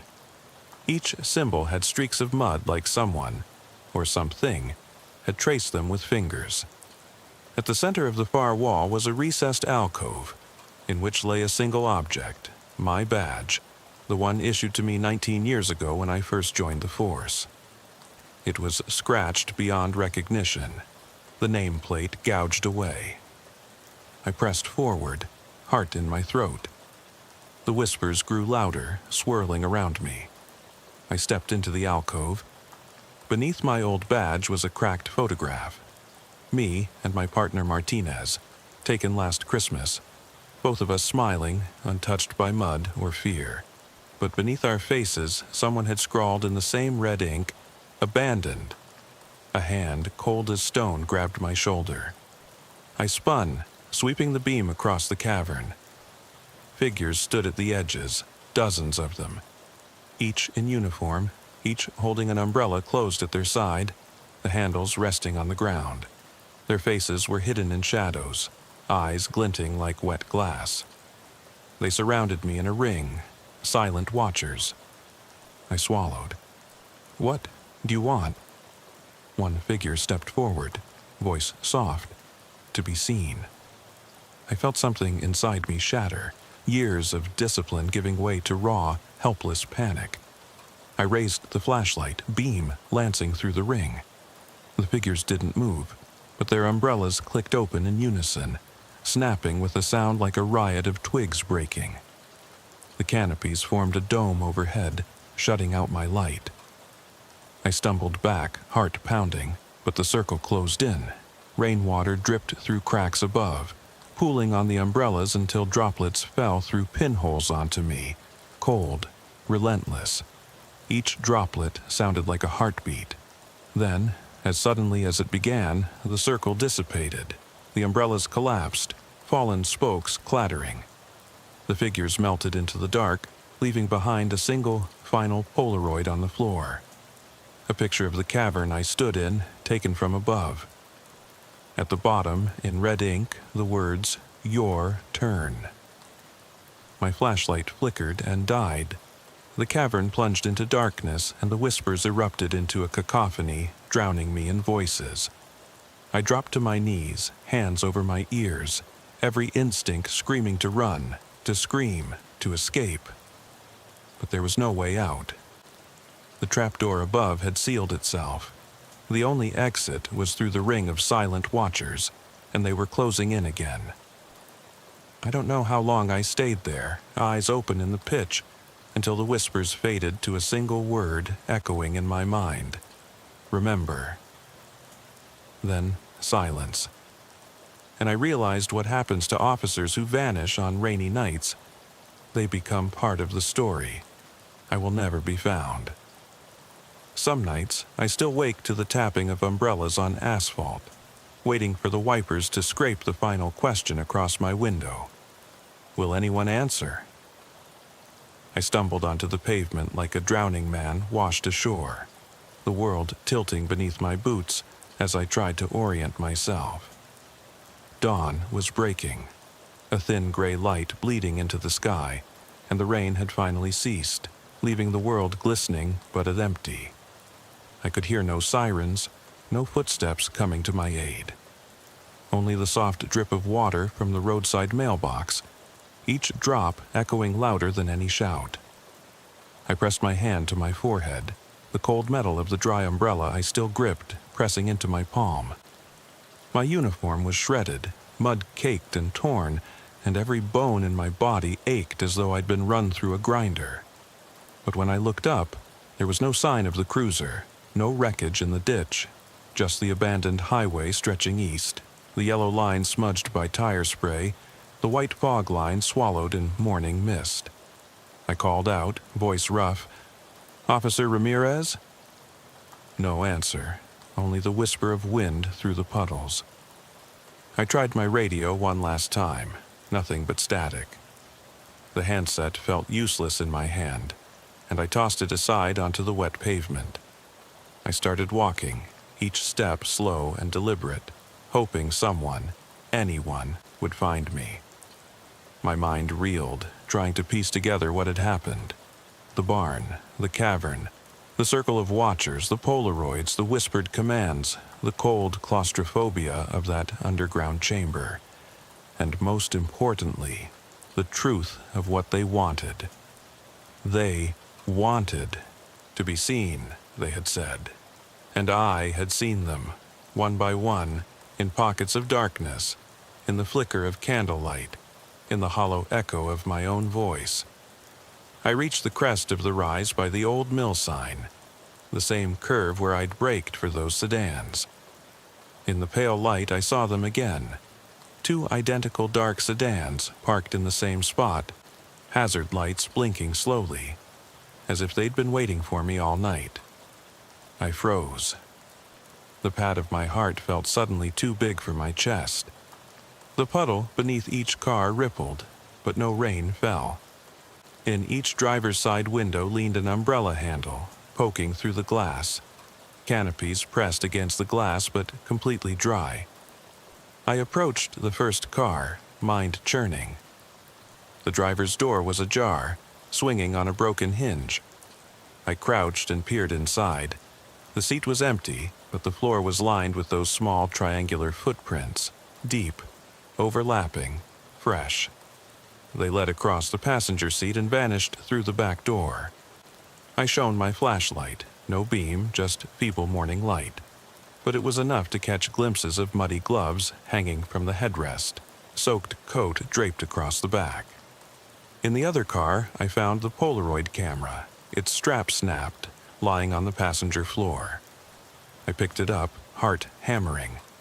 I thumbed the film door open, empty. I flipped it shut and heard a soft click from inside the glove box. I opened that too. A single Polaroid lay there, face up. My own face, eyes wide with terror, mask of exhaustion. The date, scrawled in red ink, overlapped the corner.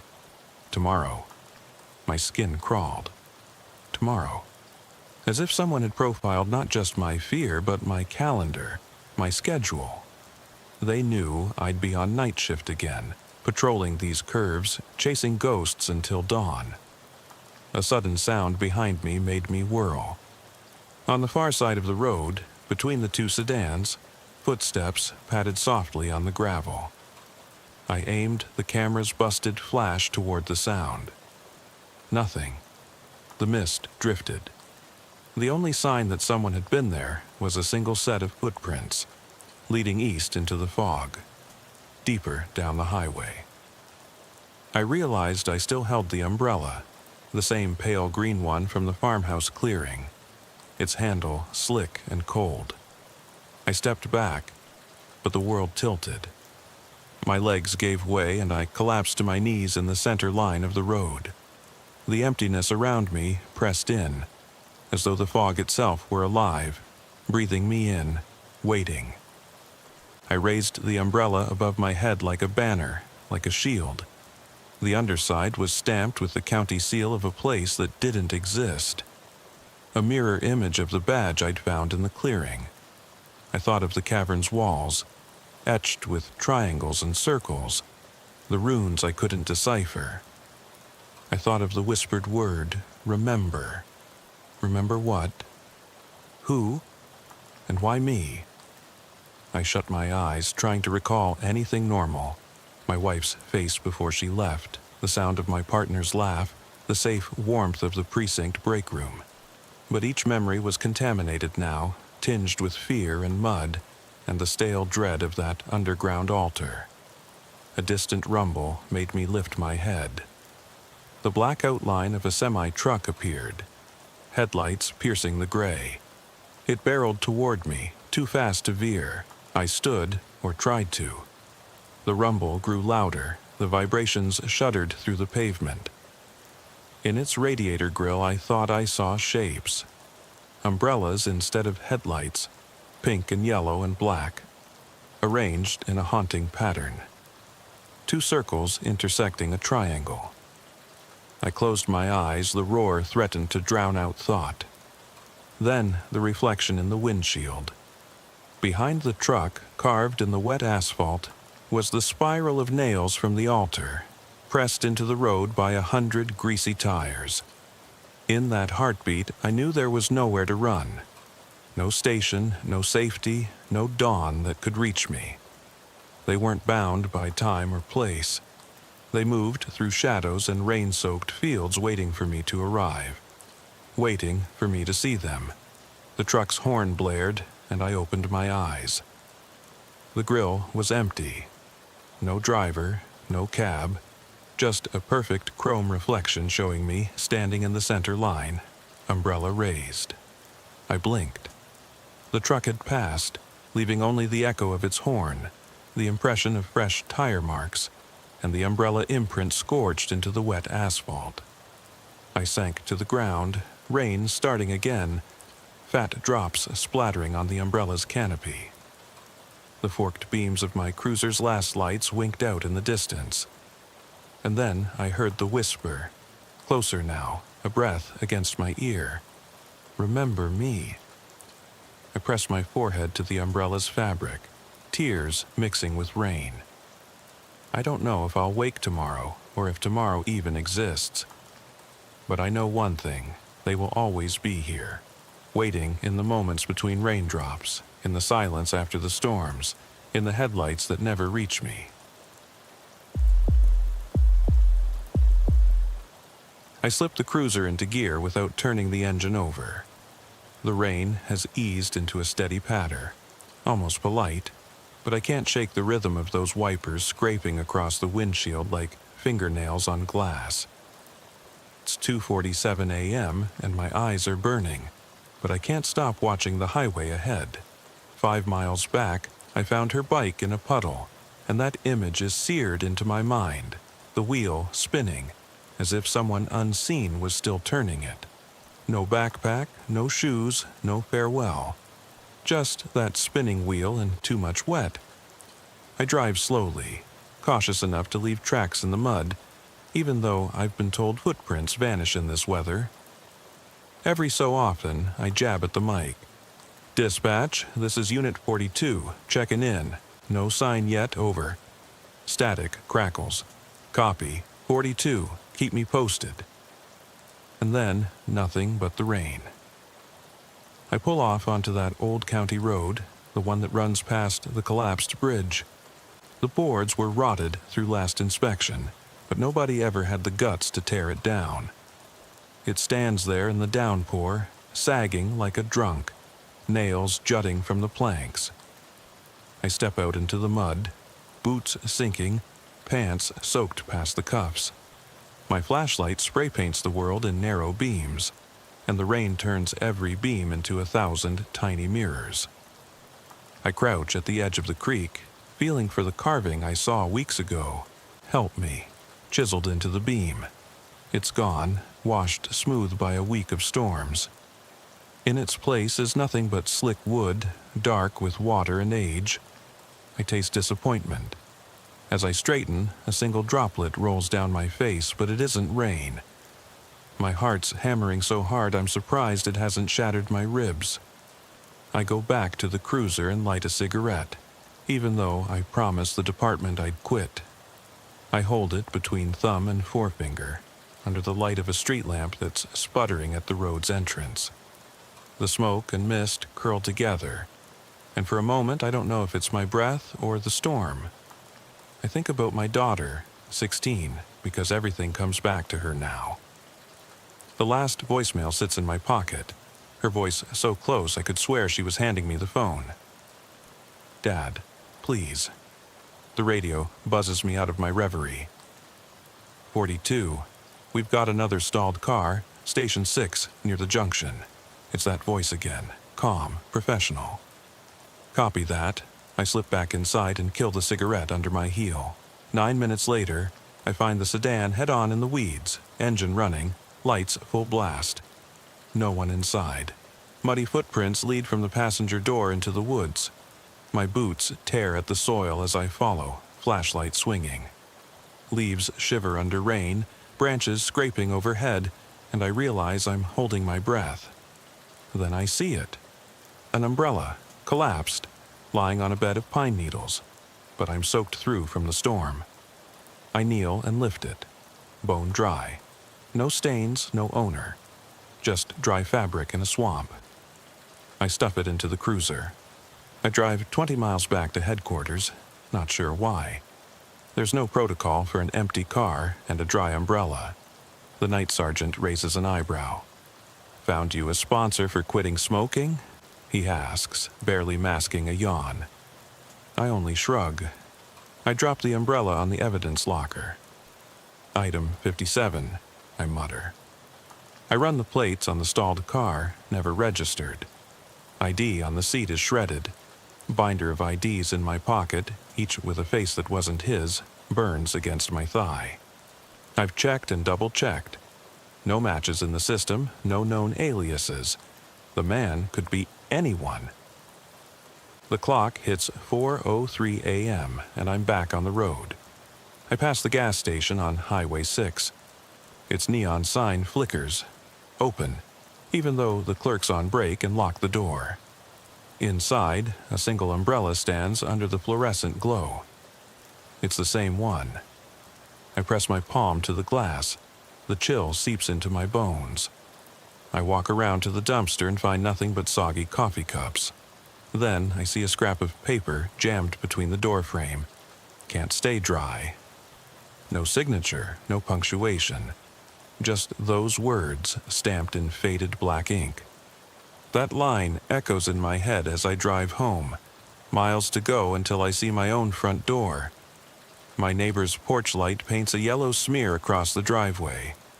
I kill the engine in my own garage and don't move for a long minute, listening to the wipers on my windshield as if they'll tell me what to do next. Inside the house, everything is too warm. The heating's on, windows shut because back home, rain doesn't mean threat. It means safety. My daughter's room at the end of the hall is dark. I pause outside her door. No sound, no hum of phone on charge, no soft shuffle of someone tossing in their sleep. I knock. "Tess?" My own voice ricochets back. I push the door open. The room's empty, mattress bare, sheets on the floor. On the pillow lies her phone, screen cracked, wallpaper showing our last fishing trip, her beaming, me holding the trout. There's a new voicemail notification. I cram my hand into my pocket, pulling the phone free, fingers trembling. I tap to play, rain on a windshield, wipers scraping. Then her voice, "Dad, come find me." And it's not pleading anymore, it's a statement. The line goes dead. I don't know if I'm running toward rescue or straight into the storm he's been crafting. But I grab my jacket, keys, and ID binder. I'll drive back to that bridge. I'll call her name into the night. I'll answer every question I ever ignored, because the rain is coming again. And this time, I can't let it wash away what I almost missed. The wet leather of my boots squelches as I step back into the downpour, the night stretching before me like a long sentence I can't end. The rain is coming down harder now, each droplet a drumbeat against the cruiser's roof, insistent, unrelenting. I jam the key into the ignition, praying the engine turns over on the first try.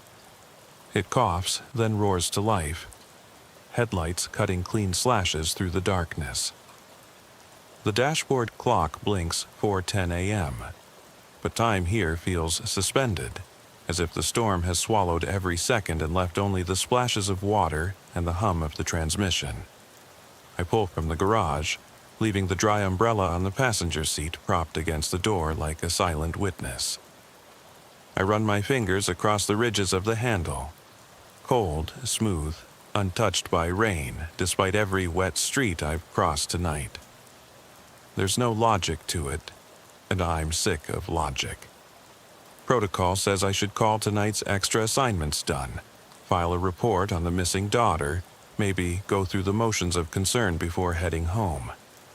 But home feels irrelevant now, like a promise I made long ago and forgot the terms.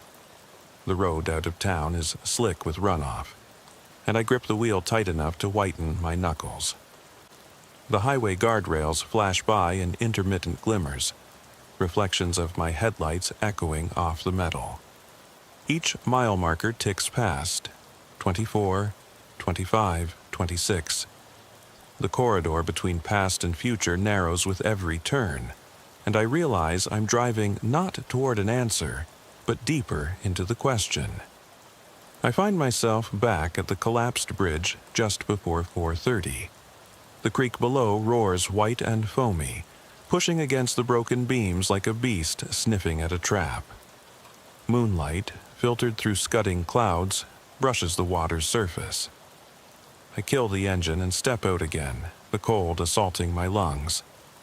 I don't know how many times I've returned to this spot in the last few weeks. I don't know if I believe the carvings hold truth or if I'm chasing ghosts born in my own mind. The dry umbrella is still there, leaning against the guardrail. I step closer, heart thumping so loud it masks the roar of the creek.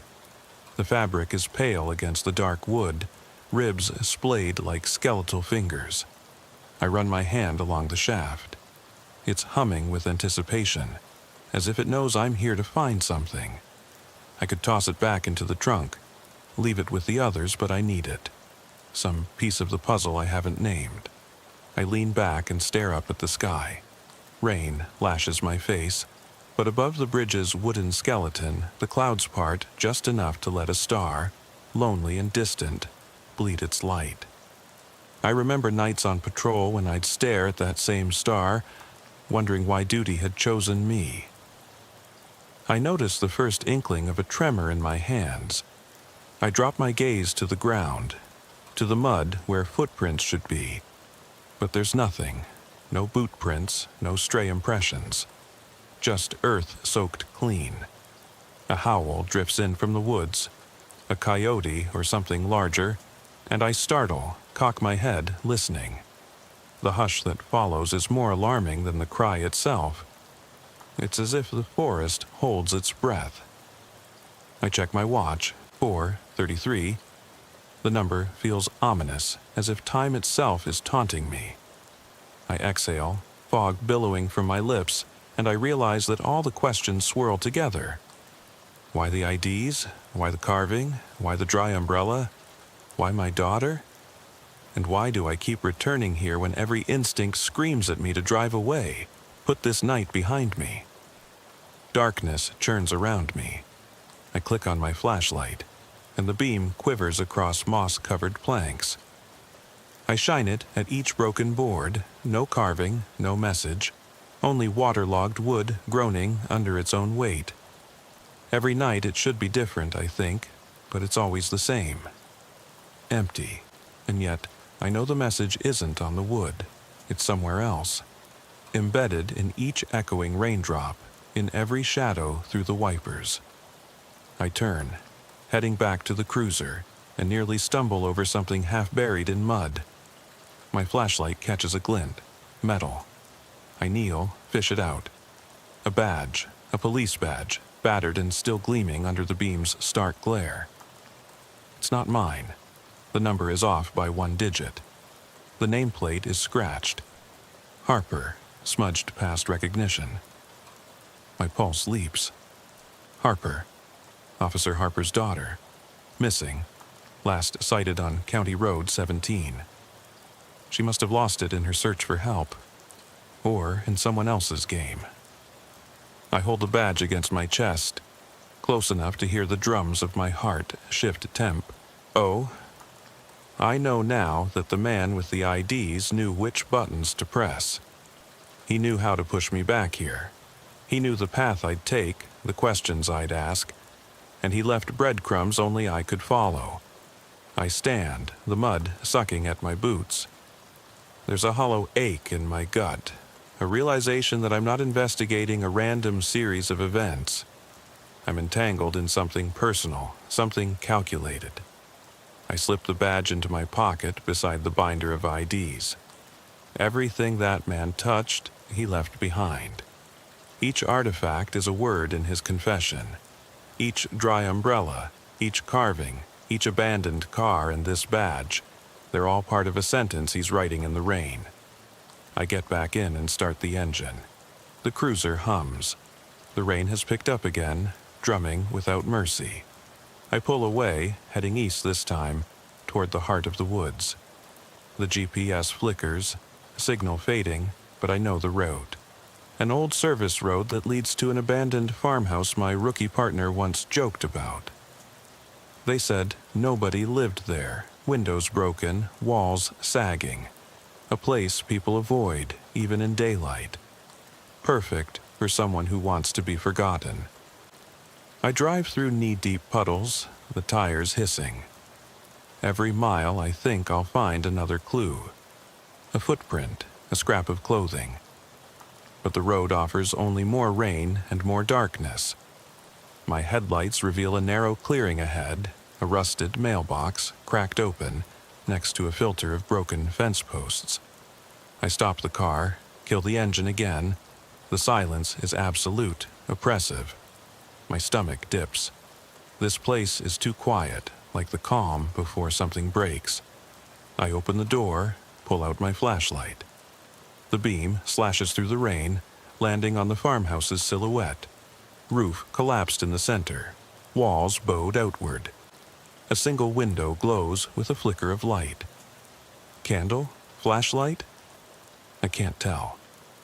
I check my gun. It's loaded, safety off. I step forward, boots crunching on gravel. Rain spatters on the brim of my hat, and I remember how he said he'd find me.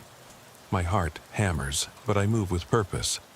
Each step is a vow, to find her, to answer the questions, to confront the man orchestrating this nightmare. I reach the door frame, no lock, just a ragged gap, and shine my light inside. Wooden floorboards slick with rainwater, door to the cellar hanging open, revealing a black mouth in the floor. I shine the light down, heart in my throat. There, scrawled on the step, "You came." Beneath it, another line. "Now, look." I swallow, since breathing feels too loud in this accursed quiet.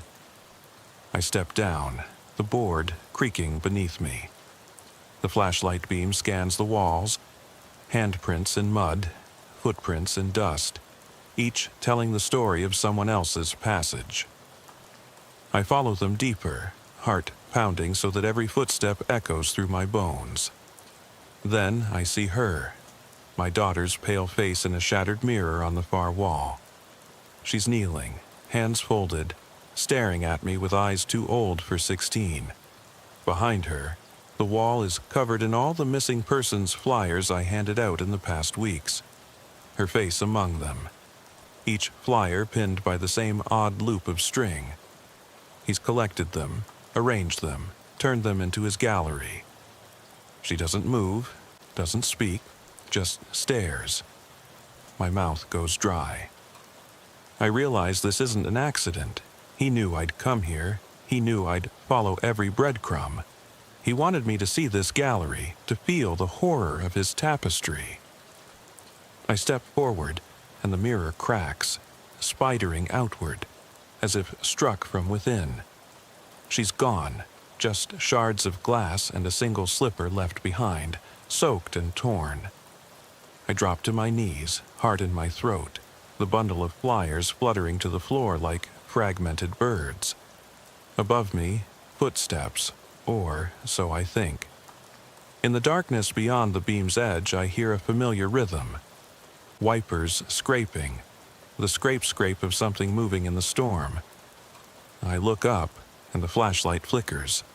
Rain pours through the broken roof, and I realize he's here, watching, and I can hear him breathing in the wet air, just beyond the light. I raise my gun, voice a whisper choking in my throat. "Who are you?" No answer. Only the scrape. Closer, coming to fill the shadows as I stand, rain washing the blood from my palms. The unanswered questions piling like floodwaters around me. I step toward the dark, into the pause between thunder and silence, and the world tilts as I reach for what I can't yet see. The storm pressing in on every side, daring me to follow. I don't know what I'll find, but I have to keep going, because this night is mine now and I can't stop until the truth steps out of the rain and speaks my name. I don't bother closing the cellar door behind me. It swings on its broken hinge with a slow groan, barely audible over the rain pounding through the gaping roof. The beam from my flashlight quivers on the damp stone steps, illuminating slick moss and pooled water that smells of rot. I hesitated at the top, heart hammering so loud I thought the walls might shake, but my daughter's face haunts every memory, propelling me down each splintered board. The chamber is split in two by a low stone partition. To my left, the floor slopes toward a shallow trench carved into the rock, an old drainage channel, probably meant to divert water, but now useless. To my right, a narrow passage leads off into deeper blackness, too tight for comfort. I force myself toward the partition, flashlight fixed on the trench. That's where I see footprints pressed into the wet earth. Small, barefoot impressions, like those of a child. Each step is careful, deliberate, toe first, as if she knew the floor might give way. My throat constricts and I swallow. I reach into my coat and pull out my phone, flicking the light on its screen off and on, not wanting any call to disrupt this fragile silence. Then I stand over the footprints. They stop halfway across the trench, then resume on the far side, arcing toward the passage. She moved deliberately, even here. Whoever brought her knew exactly how to guide her, coax her further into the cold. The flashlight beam catches something near the footprints, a scrap of cloth, dark green, her favorite hoodie, the one she wore when she left for cross-country that morning. I kneel and pick it up, shrugging off the weight of tears. It's tangled with clay and congealed water. I fold it carefully against my chest, mind racing through every moment I didn't see, every sign I ignored.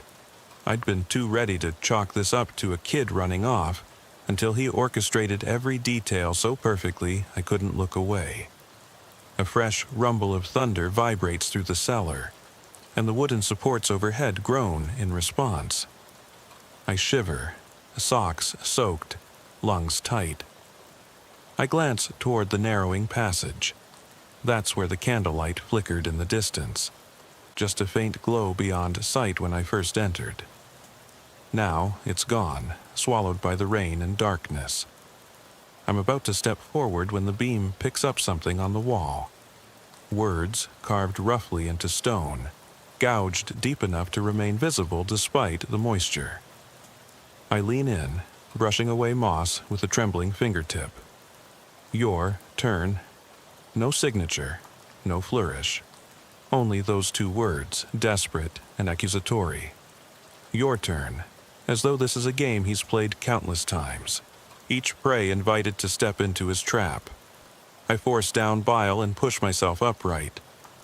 I have to follow the passage. I step through the narrow opening, the walls closing in, slick and cold. My flashlight skitters across rough bricks, and it feels painfully intimate, like I'm crawling into a wound. The air grows stale, each breath tasting of mildew and dust. At the end of the passage, I emerge into another chamber, larger, with a low, arched ceiling spotted by mold. Here, the floor is strewn with debris, broken planks, shards of glass, and dozens of empty picture frames lying upside down in the mud, their glass shattered. I pick one up, heart lurching. Inside the frame is a Polaroid, a bloodless hand pressed flat against a bathroom mirror, the wet imprint leaving a ghostly outline. No face, no context, just the hand, splayed fingers leaving little rivulets of water trailing down the glass. I lower the frame, stomach dropping. I can't tell if it's her hand or someone else's. My mind recoils at the thought that each frame could hold another fragment of terror he's assembled, another testimony to his control. I slide the Polaroid into my pocket, careful not to smear the image. My flashlight dances across the chamber, and suddenly I notice the far wall is covered in scrawled messages, sprayed or scratched across every inch. Did you look? Whose turn is it? I know your fear. The scrawls overlap in chaotic layers, ghostly white against the damp stone, each word echoing in my chest like a cursed mantra. A drip of water splatters on my head. I look up. The ceiling is semi-collapsed here, jagged beams blocking what little moonlight filters through. Rain falls in thin streams, pooling at my boots. I inch toward the wall, reading each phrase, forcing my mind to soak in the terror he's built. Then, at eye level, I spot something new, written in a hurried scrawl that seems almost fresh. She's buried here. I freeze, world frozen in that moment. She's buried here. My daughter, 6 feet under this filthy floor, and I've been wandering in circles chasing a phantom. I swallow hard, nausea and rage warring in my gut. I call out, my voice cracks in the echoing space. Tess! But only dripping water answers, and it sounds like mocking laughter in my ears. A sudden shift in the air behind me makes me spin, light trembling on a corner of the chamber. Where two walls meet, there's a narrow crack. Too tight for footprints, but big enough that something could hide inside. My hair prickles. My pulse spikes. I realize that the air here is colder, moving in and out of that dark crevice. Breathing. I raise my gun, hand steady for the first time this night. Come out, now! My voice booms, ricocheting off every surface. driving the rain's patter into silence. I see the doorway silhouette shift. Something backs away, foot scraping on mud. Then the crack widens slightly as a shoe, an adult's boot, not hers, slides into view.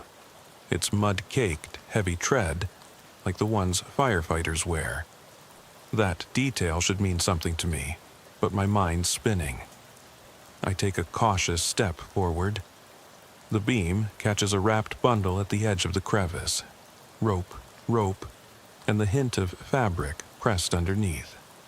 It doesn't look like a body, but something heavy enough to leave an imprint in the mud next to it. I edge closer, the smell sharp in the stale air, earth mixed with bleach. Somebody cleaned here once, tried to sanitize, tried and failed. Then the flashlight skitters off the bundle onto the corner of the chamber behind me. And I see it. A single lamp, oil lamp, small, guttering, but lit. Its glow pools in soft orange on a section of floor that's been scrubbed clean of mud. No footprints, no blood, nothing but a small circle of clean stone in a room of filth. I swallow, bone-deep tremor. He's preparing a stage. Whatever's inside that bundle, whatever he wants me to find, this is his altar. I lift my flashlight back to the bundle. The rope is coiled tight, cinching fabric around the shape. My pulse races, an animal's heart, pounding for escape and for attack. I move in, slick stones underfoot, making every step a gamble. The beam catches the knot. I jab at it, hands trembling. The rope gives and I yank it free. The fabric tears. There, wet hair clumped against a scalp, face buried in the dirt. I twist the head gently. Tessa's pale features, eyes closed, lashes caked with mud. A labored gasp tears from my throat. She shudders, lid fluttering. I clutch her, rocking as she coughs, fluid spraying from her mouth. Tess! Tess! I cup her jaw, forcing her eyes open. They're gone. Gone from fear to blank recognition. She blinks, dazed. I scoop her into my arms. Her hoodie is torn, but she clings. Dad? She whispers, voice ragged. I press a kiss to her temple, tears mingling with rain on her face. I'm here, baby, I'm here. I cradle her, turning toward that tight crack, thinking I'll face him, face the monster who almost killed her. But as I move, the crack closes, slams shut with a grind of stone against stone. It's gone. The passage sealed, the killer vanished like a shadow. I stumble back, heart in my throat as Tess clings to me, shivering. I feel the wall behind where the passage was, cold, unbroken, no seam. Nothing to suggest an opening. It's as if it never existed. I look down at the clean circle lit by oil lamp, now extinguished, wick snapped. I take Tessa's hand, start toward the steps. Each rung is an ache in my legs, but I haul us up. The cellar tilts, the ceiling sags, rain pours through the broken roof. I burst into the main chamber, cradling her like a lifeline. At the top of the steps, my gun slides from my belt into the mud with a dull thud. I barely feel it.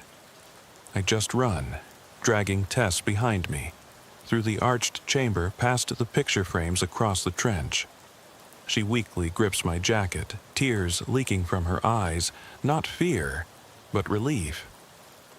We emerge into the passage, then the open cellar. I heave us into the rain, the cold water biting at my shoulders. Lightning forks overhead, illuminating the shattered walls. I drop to my knees in the mud, shielding Tess under my coat. She clings to me, body trembling. I wrap my arms around her, not caring about mud or blood. The storm rages, wind hollow as it whips around us. I call dispatch, voice cracking. This is Unit 42. I found her. I've found my daughter. I scoot backward, dragging Tess until we're at the base of the stairs. She whispers, voice fragile. He said, would you come find me? I nod, tears masked by the rain. Over the howl of wind, I almost hear his voice, a soft scrape, like wipers on a windshield, calling my name. I glance toward the wood beams of the porch where the umbrella leaned. It's missing. The dry umbrella is gone. He's taken his token. He's moved on, leaving us alive but exposed. I tighten my grip on Tess, pull her to her feet. The highway awaits above us, and beyond that, a world that'll never be the same. I whisper into her hair, "I'll never leave you again." She nods, eyes shut against the storm. And as we climb the muddy steps together, I realize the night isn't over. Not until I know who he is, until every torn scrap, every dry umbrella, every carving in wood and stone spells out his name.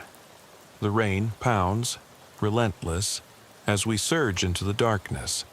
Two silhouettes edging toward rescue and toward the reckoning I've summoned in the relentless storm. I don't remember climbing into the cruiser, only remembering Tess's small body curled against mine in the passenger seat.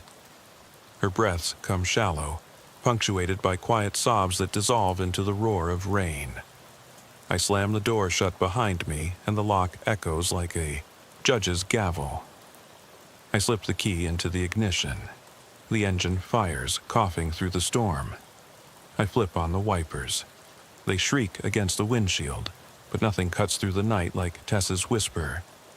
Will he come back? I glance at her in the passenger window. Her eyes are closed now, lashes wet, cheeks smudged with mud and tears. She's wearing my daughter's hoodie, torn, clinging to her small frame like a lifeline. I brush her hair back, careful of her cuts, and I see the bruises along her arms where rope bit into her skin. My hands shake as I start the car, and she lifts her head to look at me, eyelids still heavy with fear. He won't, I promise, though I'm not certain. You're safe. The windshield wipers slam rhythmically, and I realize I'm repeating the same line in my head over and over. Safe, safe, safe. Like a mantra to keep the memory of what happened from taking root.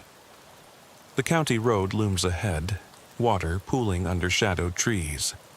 I drive without headlights on, letting the cruiser's taillights guide me back to the junction where backup should be waiting. Dispatch is on the line. Unit 42, status update? Their voices sound distant, tinny. Subject and victim located, I say, voice hollow. We're exiting the woods, northbound, ETA 5.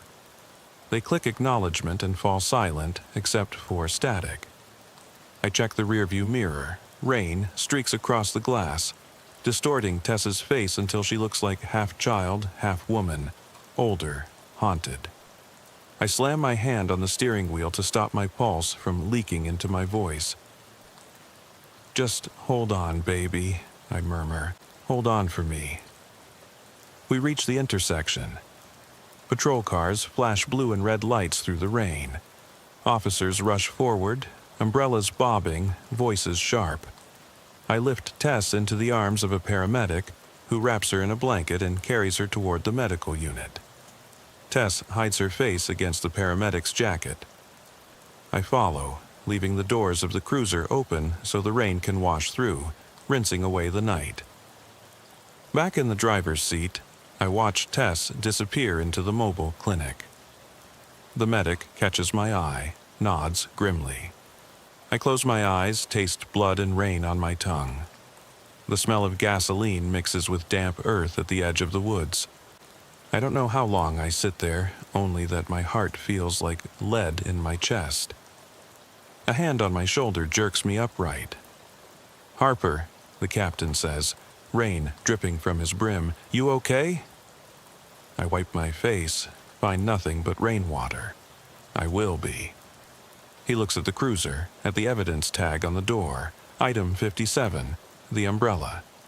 He glances down at the wet floorboard. "We secured the site," he says. "No sign of secondary subjects, but you—" He pauses. "You okay to drive?" I swallow. I need to finish the report. He fishes a folder from his jacket, tosses it onto the passenger seat. We'll handle paperwork, go home, get dry. I shake my head. He's still out there. His brow tightens. We'll deploy a task force. You need rest, Harper. I look at Tess's hoodie draped over the seat, splattered with mud. This isn't over. He glances at the woods, then back at me. We'll find him. Now go. I kill the engine. The cruiser falls silent, rain the only sound. I stay still, staring at the empty road. The captain turns and walks away, boots slipping on the mud. Behind me, headlights fade. I open the door and step into the rain. Each drop is an accusation. I walk to the edge of the woods, the place where we found her, where I walked deeper than any protocol allowed. I kneel and press my palm into the mud. The prints are gone. It's as if no one ever walked there, but I remember every step, the soft prints of my daughter, the heavier tread of boot. I close my eyes. I could swear I feel something under my fingers, an impression, a shape. I dig with my free hand, splintering bark and wet soil. My fingernails scrape on something cold and metallic. I pull out a small tin box, the kind you'd keep mints in. It's covered in mud, but I wipe it clean on my pant leg. Inside are scraps of paper, tiny torn squares, folded thousands of times. I unfold one. In handwriting so small it's almost invisible, 3 words, "Don't forget him." My chest seizes. Whom? Me? My daughter? Or the man who orchestrated this nightmare? I flip through more scraps, each one a fragment of a message, unreadable in isolation. A jigsaw puzzle I can't finish. I drop the tin into my jacket pocket and stand, rain running down my face like tears I can't hide. I know where to go next. I have leads now, the farmhouse, the IDs, the badge, this tin. Each clue is a nerve I can pull, a thread I can follow further into the dark. Tess is safe for now, but he's not done. He's collecting us like trophies, gathering our fear and shaping it into a story only he can finish. I turn back to the cruiser. The captain is standing by the door, hands in pockets, watching me. I reach in and lift the evidence folder from the passenger seat. Inside are photos of the candles, the frames, the carvings, the Polaroids. Each image is a page in his diary. I flip to the last page. An empty photo frame labeled Future Victim, wedged between 2 Polaroids of unknown faces. Beneath it, a date. Tomorrow. I close the folder, heart pounding. The captain's eyes flick between the folder and my face. He nods but says nothing. We stand together in the rain, 2 officers battered by the storm, staring down the barrel of someone who sees our line between duty and personal as nothing more than an invitation. I get back in the cruiser, slide the folder onto the seat beside me, and close the door. The lock clicks. I reach into my pocket and finger the tin. I contemplate opening it, reading the rest of those scraps, letting him speak through these clay tablets of terror. But I don't. Some secrets you want to keep hidden even from yourself. I start the engine. The wipers slap the windshield. I pull away, heading for the precinct. Tomorrow, I'll wake Tess, tell her it's going to be okay. Tomorrow, we'll try to remember what life looks like without fear. And tomorrow, I'll come back to this note, this tin, this promise of another name. The road unfolds before me, slick and unending. And I know, when the rain falls again, it will not wash away the night. It will only remind us that the storm is never truly over. What do you do when the storm knows your name? The precinct is empty when I get back. Hallways lit by that flicker of fluorescent bulbs that never seem to burn at full strength. Tess is draped over her bed in the holding cell. Blanket up to her chin, eyes closed but restless, murmuring fragments of her fear in her sleep. I pause at the bars, watching her chest rise and fall unevenly, as though she's breathing rain instead of air. I slip the evidence folder onto an empty desk, open it to the last page, and run my finger over future victim, with tomorrow's date scrawled beneath. My hand trembles. I step into the bullpen, where desks huddle like islands in a sea of linoleum. I slide into my chair, rub my face, then flip open the tin. The scraps are folded so many times their creases form a web. I unfold each one carefully, laying them in a grid across the desk, like cards in a tarot spread. Most are illegible, ink blurred by water or too small to read, but a few show words or fragments. You hear her? The next drop, between wiper beats. Know my name now. My pulse thunders. He's speaking through paper fragments, making the rain his instrument, spelling out his intent in the spaces between storms. I spread the fragments so I can stare at them, willing them to form a message, but they refuse. They stay broken. I glance at Tessa's cell. She's quiet now. I close the tin, slip it into my coat pocket, and stand. The files on my desk go unfiled. Carla Benson's missing persons report, the logs for every stalled car, the inventory of every dry umbrella recovered. A mountain of half-finished cases. But tonight I only have one priority: finding him before he writes tomorrow's date. I slip past the sergeant at the door, nodding tight-lipped, and head down the corridor toward the records room. I need the original badge records for Harper, the badge I found in the mud at the bridge. Who else could have lost it? Who else's number is that one digit off from mine? The records room is cramped, the catalog cabinets crowding every foot of wall. I pull open drawer 17, then 18, flipping through laminated sheets until I land on Harper, Unit 41, and Harper, Unit 42.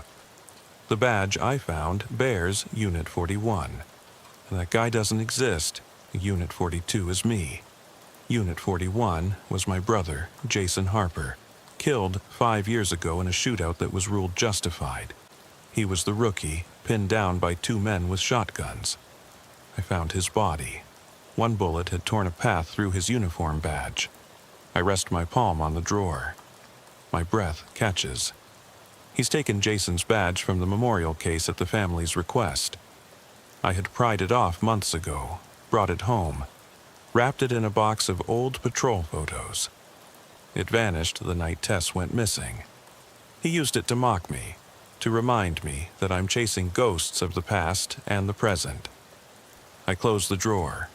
I leave the records room without logging entries. There's no time for bureaucracy. I step into the night again, rain slapping pavement under my boots. I drive back to my house, not to home, but to a clearing in the woods behind it where my father buried Jason's ashes. It's a spot I visit when I can't sleep, when the ghosts crowd too close. The path is overgrown, summer grass gone wild. I hack at it with my flashlight, make my way to the flat stone I placed atop the urn. I kneel, fingers trailing across the engraved name. Jason L. Harper, 1983 to 2019. I slide the urn from its niche. The lid rattles when I shift it. No damp inside, no sign that someone pried it open. The ashes are undisturbed. He didn't get this far, not here. I weigh the urn in my hands. It's heavy. He left Jason's badge but didn't touch the ashes. He wants me to see the badge, feel my brother's absence, but not this. Not this bone memory. I breathe mist into the night and I feel my heart tear open at the thought of what he could do next. A distant rumble rolls across the sky. I set the urn back, hands slick with rain and grief. I stand, coat clinging to me like a second skin. I head back to the cruiser, footfalls hollow in the underbrush. I drive toward the riverfront, where I used to patrol before I transferred here. An old boathouse stands empty now, a squat building by the water, roof half sunk into the bank, windows boarded but warped. perfect for someone who wants to stay in the shadow of water, to use the river's dark pulse as a shield. I park under a street lamp that flickers in protest. Wipers off. Rain is heavy enough without them. I click on my flashlight and move to the boathouse door. I jiggled it months ago when the first dry umbrella emerged upstream. No answer. Tonight I shove harder. The door swings inward with a sigh of rot. Inside is wet wood, the stench of algae, and footprints on the floorboards. Size 12, the same heavy tread I saw in the cellar, but now mixed with smaller prints that could be Tess's or someone else's small foot. I follow them to the far corner where water seeps up between planks. My heart sinks as I kneel. The small prints circle a section of floor that's been pried up, boards stacked to one side. Beneath is a shallow pit, mud and water swirling at the bottom. I shine my light across its walls. A series of photographs stick to the hard-packed earth, pinned with nails like trophies. I pick one up with gloved hands. It's me, arms folded, standing at the smashed window of the farmhouse. The next photo is Tess running for cover behind the cruiser. Her face is blurred, but the expression is clear, terror without escape. I swallow and load my gun, stepping carefully around the pit. Then I see it, the last photograph nailed to a plank supporting the boathouse beam. The photo is of Jason, standing in uniform behind me, our last patrol together. His grin is bright, hopeful. I tape my flashlight to my helmet so both hands are free. I press the beam on the photo. The wood around it has been carved, tiny letters gouged into the plank around his picture. Your turn to fear me. My breath hitches. The photos fall like wet leaves, tumbling into the pit. I step back, chest tight. He's been here, he's here now, leaving these messages as signposts in my life's worst places. My daughter's cell, my brother's grave, the farmhouse, the boathouse. A twisted breadcrumb trail that maps heartbreak and forces me to follow. I lift my gun and sweep the building. The darkness recoils, but I know he's here, even if just beyond my light. I call his name, voice a rasp.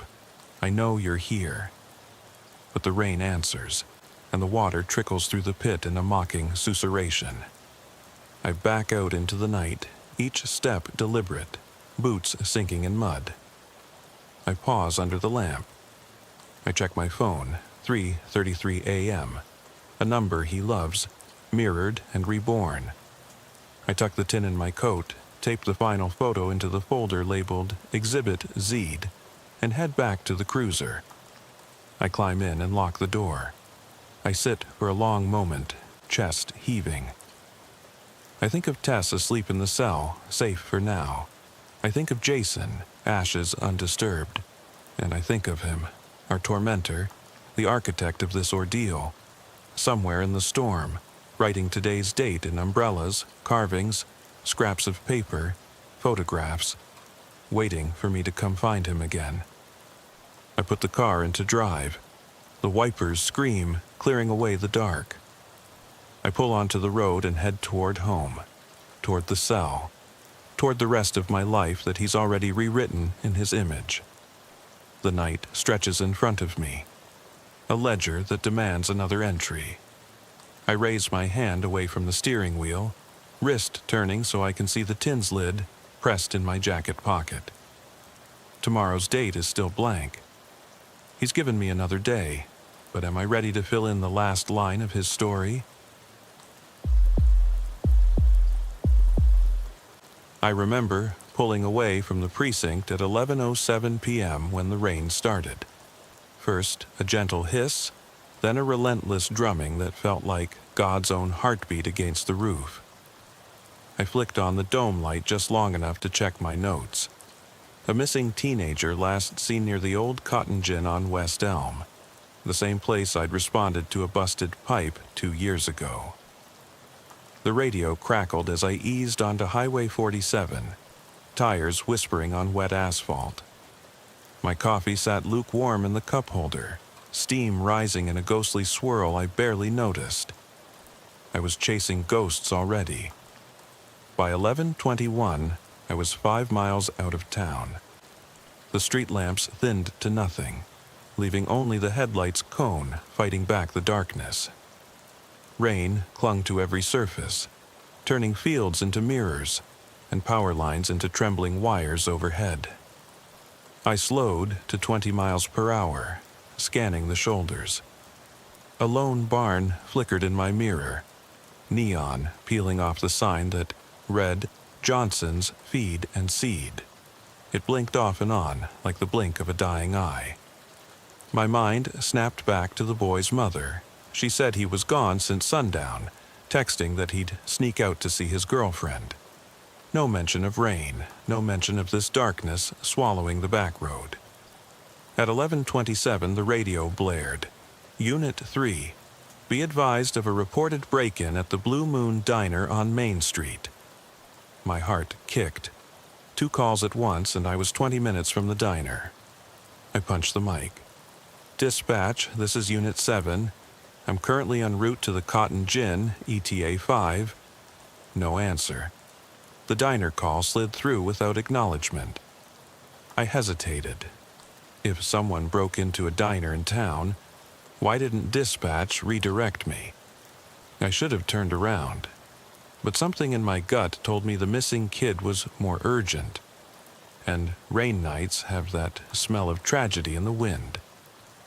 I passed the sign for Antlers Grove Cemetery, headlights sweeping over mossy stones, and a wrought iron gate hanging crooked. The gate glimmered wet, and a single crow flapped away, impossibly silent.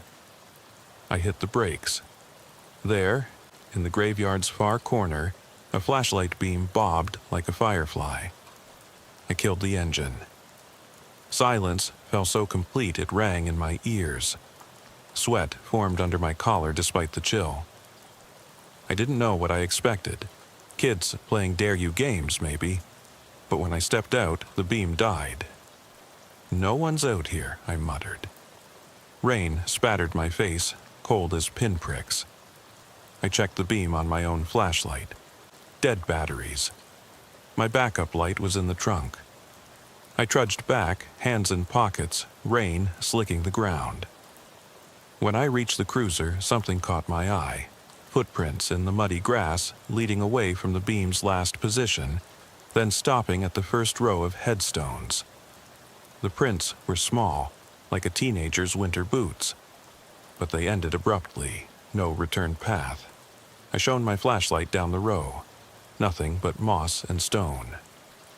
In the passenger seat, I spotted a red baseball cap, soaked through, brim torn. I picked it up and saw initials embroidered inside. J.A.R. The kid's name was Jared Allen Roberts. My breath went shallow. I called dispatch again, voice tight. Requesting backup at cemetery, possible sighting of missing juvenile. Static. Then my phone buzzed. Text, unknown number. He's not here. I dropped the cap back onto the seat, rain dripping from the brim onto my boot. Who's not here? I texted. No reply. I felt the weight of the night pressing against my lungs. I decided to head for the gin.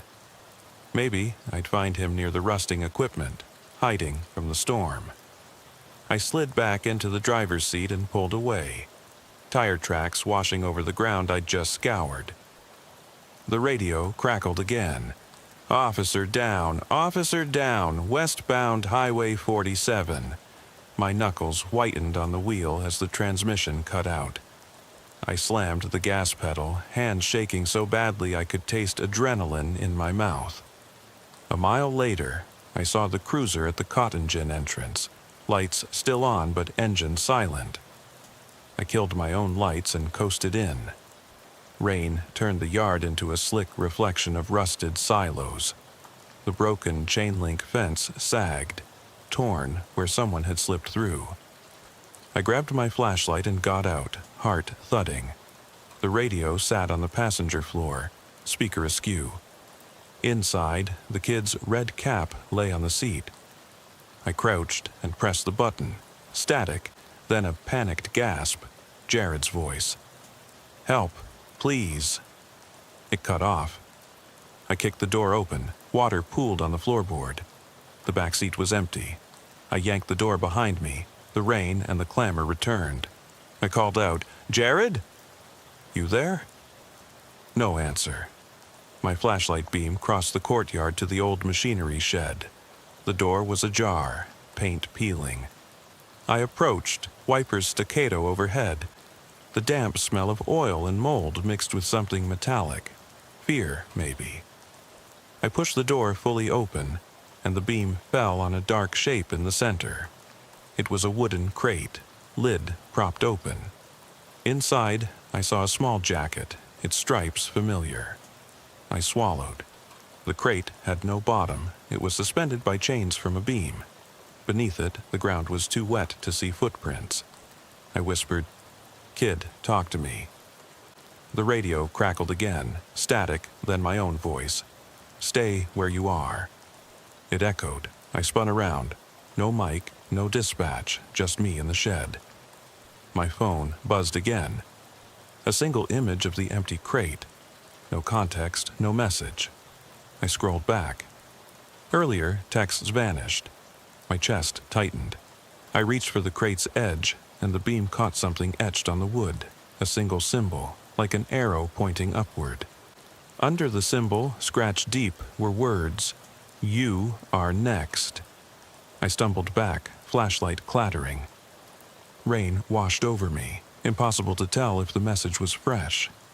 I should have called backup. I should have called Jared's mother. Instead, I backed out of the shed, heart slamming against my ribs, and ran to the cruiser. I locked the doors, hands, fumbling. The red cap sat in the passenger seat, drenched, brim pointing at me like an accusation. I started the engine. The overhead light spun. I dialed dispatch, dead. Then I dialed my sergeant, voicemail. My pulse pounded so loud I thought someone might hear it outside the car. I forced the cruiser into reverse and sped down the gravel drive, mud splashing the doors. At the road's end, I slammed on the brakes and turned off the engine.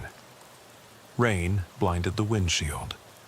I sat in the dark, breathing heavy, and realized I had no idea where Jared was or why he'd been taunting me through my own radio. The rain tapped its impatient rhythm on the roof, as if daring me to step back into the night.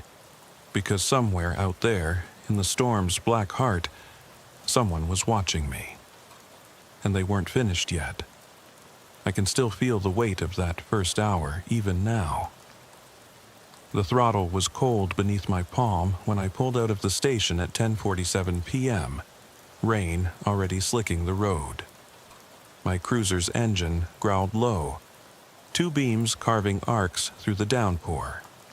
I flicked on my lights and leaned forward, elbows braced on the wheel, mind running through the missing person report I'd just filed. A middle-aged man, David Strickland, last seen leaving the Blue Moon Diner at 9:15, apparently headed for home on County Road 12. No one heard from him after a single phone call that cut out mid-sentence. The TV in the break room had shown his wife staring blankly into the camera. Mascara streaked down her cheeks as she begged for any news. I promised her I'd find him, even though my gut told me the storm was going to bury more than just the roads. By the time I turned onto County Road 12, the rain was relentless, like someone had turned a faucet on full volume overhead. Wipers kept time at a harsh tempo, squeaking each pass. Headlights cut through a tunnel of black water pooling at the edges, the road's yellow center line blotting out under a mirror of oil and reflection.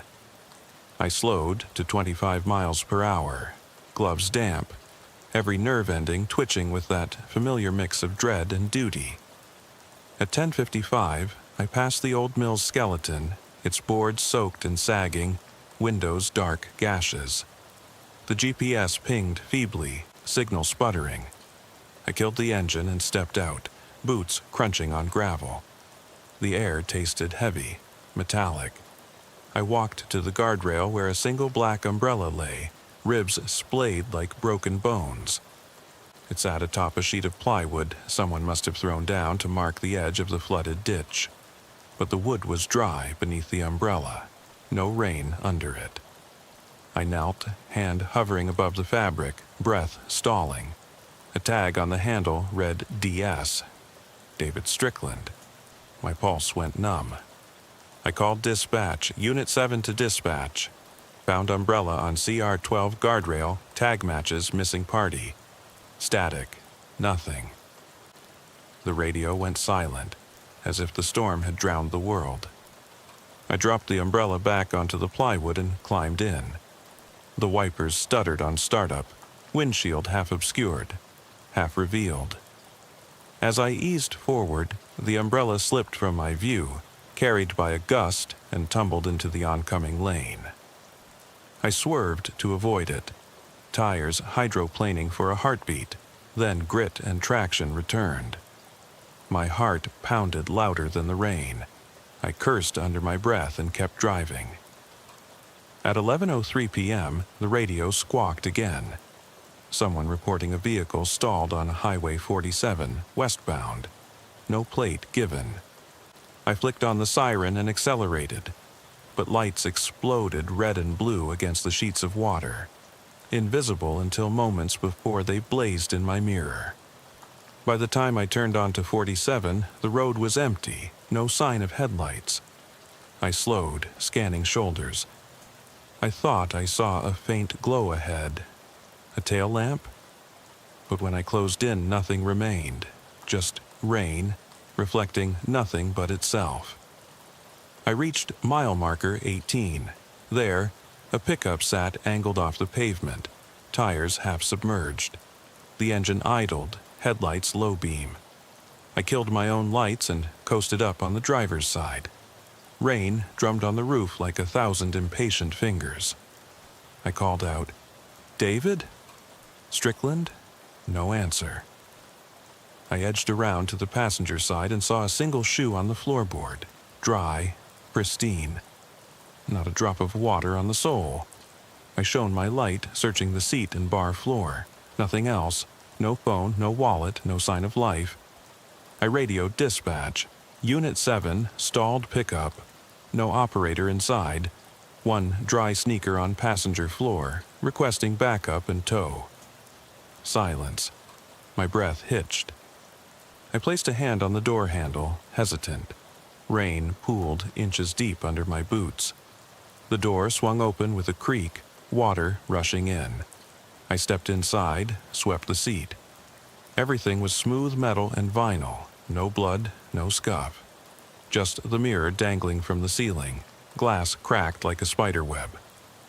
I reached up to steady it, and in the reflection I saw a shape behind me. A man, soaked, face obscured by shadow. I spun. Nobody there. Nothing but water sluicing. Down the window. Something tapped on the roof. I froze. Light on the wipers paused mid-swipe, as if time had cracked. Tap, tap, tap. I raised my flashlight to the ceiling. 2 small hands pressed against the metal, knuckles white. My insides tightened as slow realization dawned. The roof didn't open. Nothing could be inside. I stumbled out, heart racing, and looked up. No fists, no figure. Only the rain marching down, oblivious. I left the truck and backed toward my cruiser, every footstep a drum roll. When I reached the rear door, I paused. The radio came alive. Unit 7, come in. My voice trembling.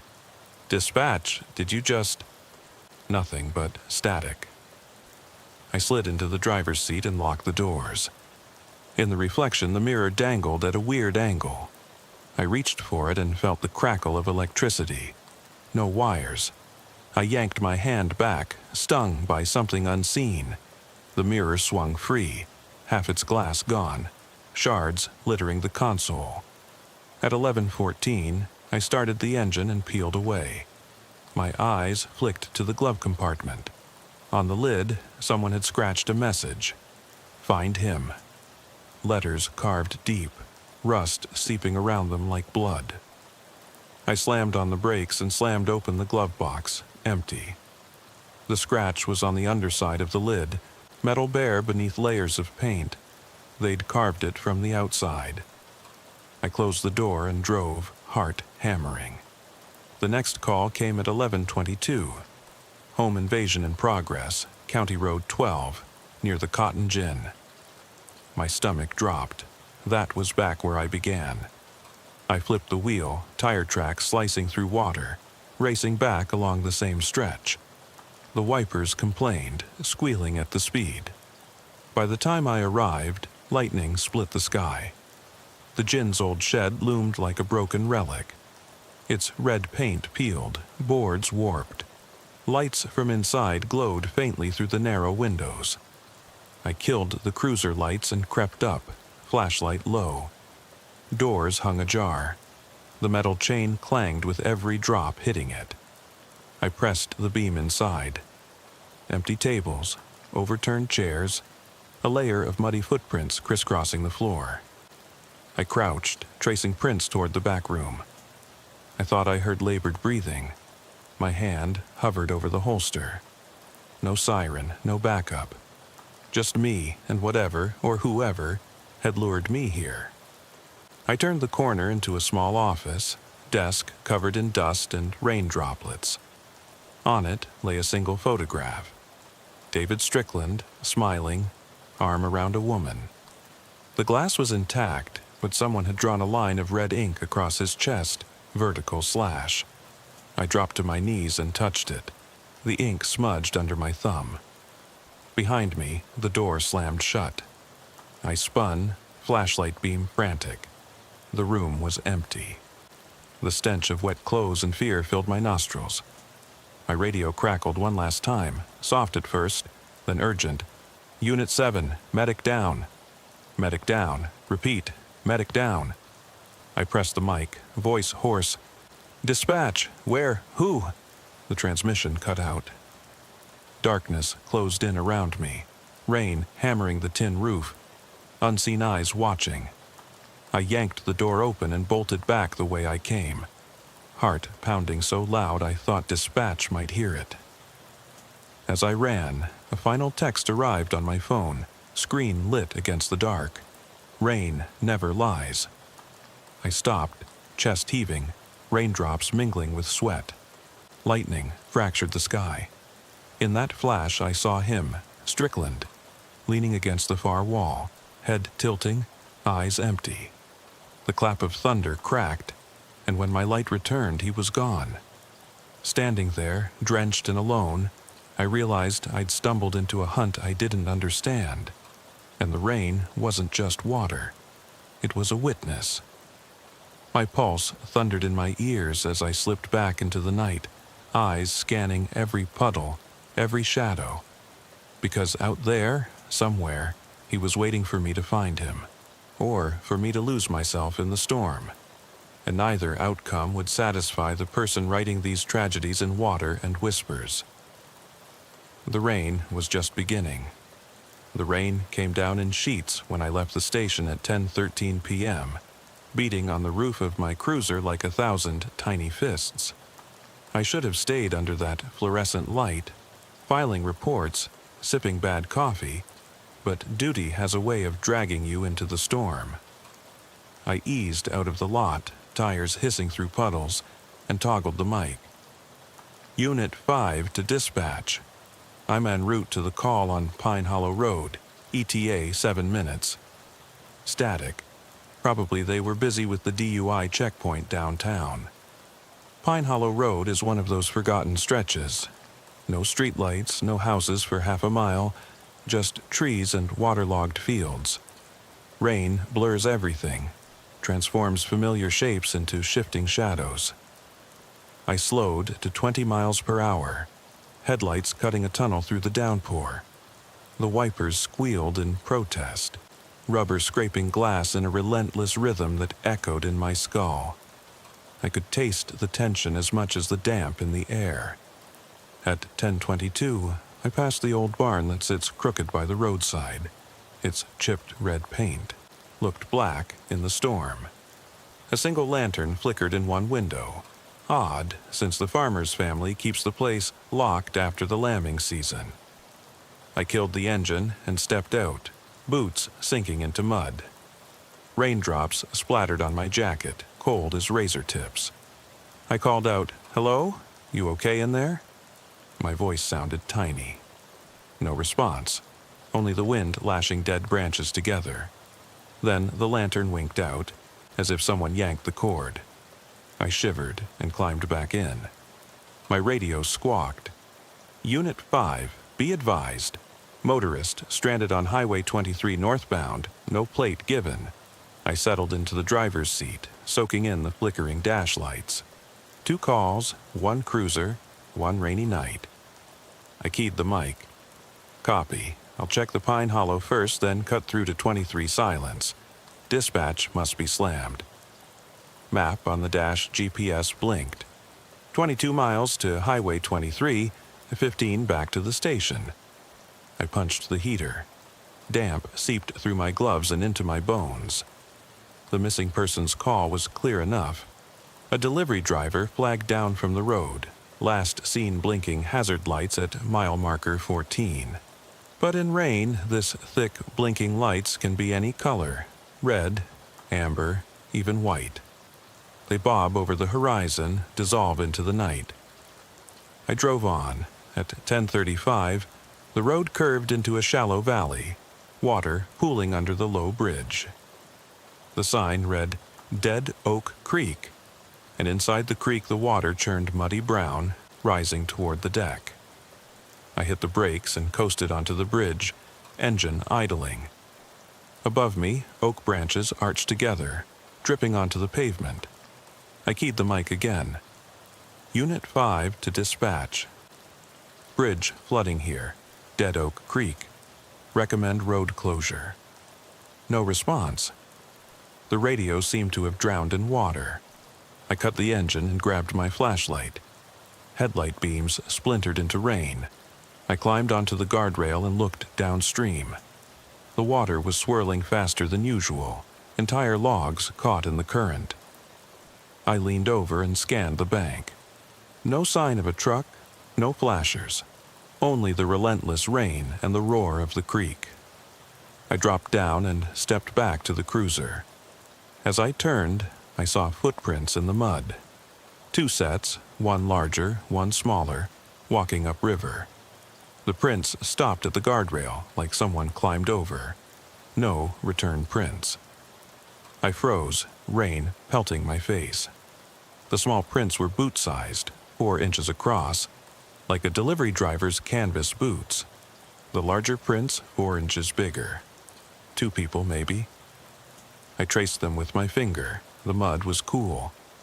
I turned to radio in, but nothing came through. Dead air. Suddenly, a light flicked on behind me. I spun, flashlight beam sweeping. A pickup sat on the bridge, headlights flashing high-low. No plates, no driver. I raised my voice. "Hey, trucker, you need help?" The lights blinked off, then on again. I sprinted forward, boots squelching. Closer now, windshield wipers frozen mid-swipe. I yanked the door, locked. I pounded on the window. Inside, the seat was empty. The engine idled, warm, exhaust steaming out the tailpipe. I tried the passenger door, locked. No key in sight. I slid my flashlight under the driver's door handle, found nothing. I cursed. Then I noticed the side mirror, cracked in a diagonal slash, tint of rust creeping in the fracture. My breath caught. A gust of wind rattled the pickup's bed cover. I flicked my light there. Nothing but coiled rope and an empty ammo box. My gut twisted. I backed toward my cruiser, the downpour blurring all edges. My radio crackled for the first time since I left the station. "Unit 5, come in." Relief so sudden it knocked me off balance. I answered, "Dispatch, I'm on the bridge. 1 possible vehicle but no occupant. Footprints. Copy, Unit 5. Backup is 5 minutes out. Hold tight." I exhaled, wiped rain from my eyes with the back of my hand, and moved in again. The pickup's lights went dark. I jogged forward, nothing. It was gone, vanished into the incensed night. Frustration mixed with adrenaline. I keyed the mic. Dispatch, vehicle left the bridge, last seen heading east. They paused, then, copy, Unit 5. We have a call about a break-in at the Candler residence, 2 miles up the road. That was odd. The Candler place was gated. Dogs kept inside kennels. Alarm system installed last month.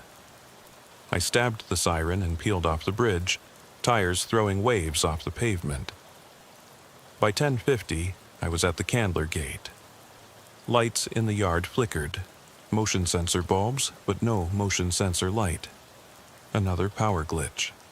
I killed the engine and walked the lane. A single garden gnome lay shattered on its back, head missing. I picked up the broken piece, tiny chipped paint on its face. I pressed my flashlight through the front window. No silhouette, no trespasser. The front door was ajar, the deadbolt hanging loose. I drew my sidearm and eased in. The kitchen was flooded under kidney-deep water from a sink left running. The fridge door was open. Milk spilled across the floor, mixing with rose petals strewn everywhere. I sank down to inspect. The petals looked fresh, crimson against the linoleum. Someone was here, crying maybe, or leaving a message. My flashlight beam flicked to the living room. Picture frames toppled, glass cracking like bones. On the coffee table, a cell phone blinking.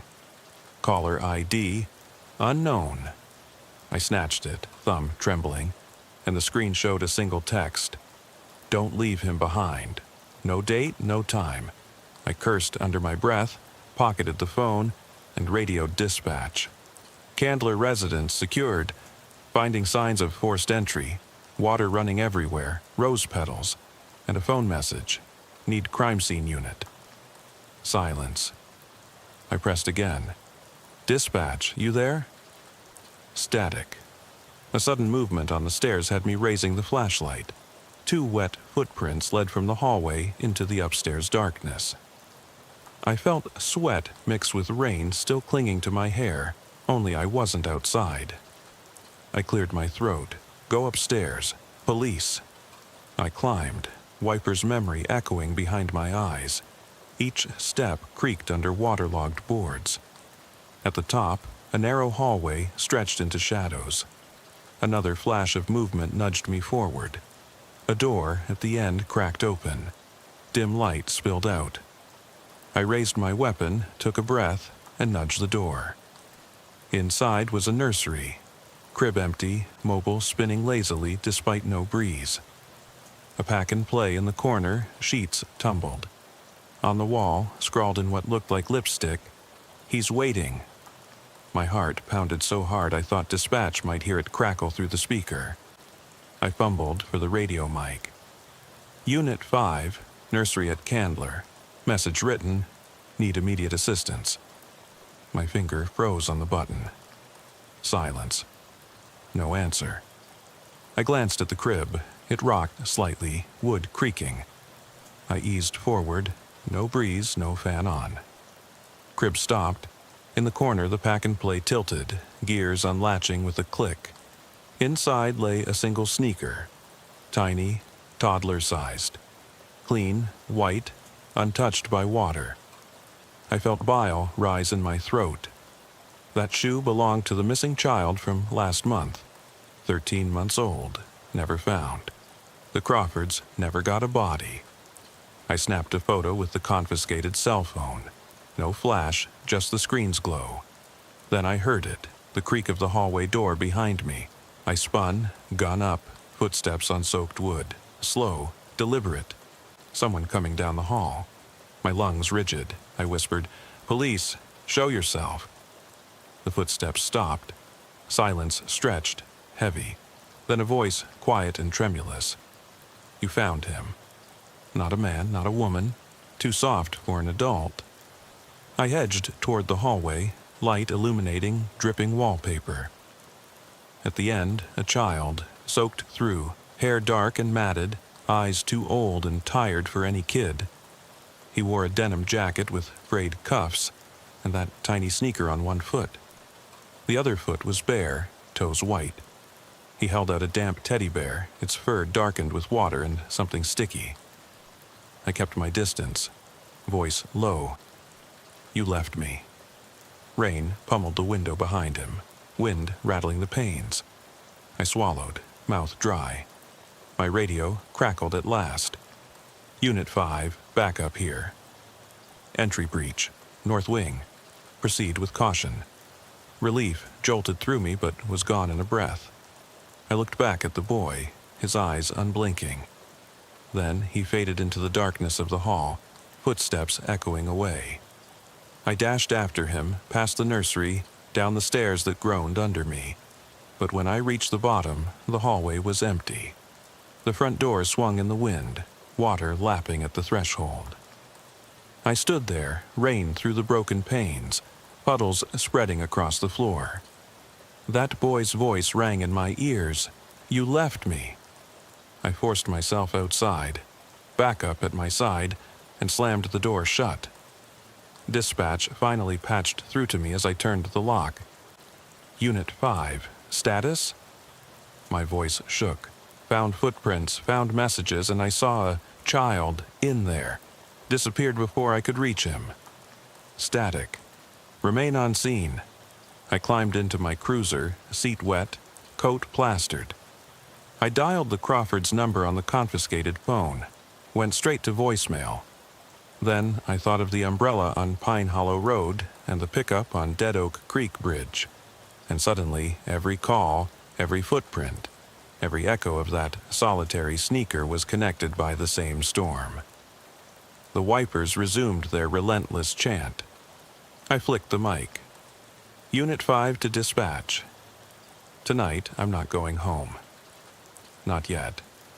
Rain lashed the windshield, and I sat there, eyes on the darkness ahead, listening for the next sound.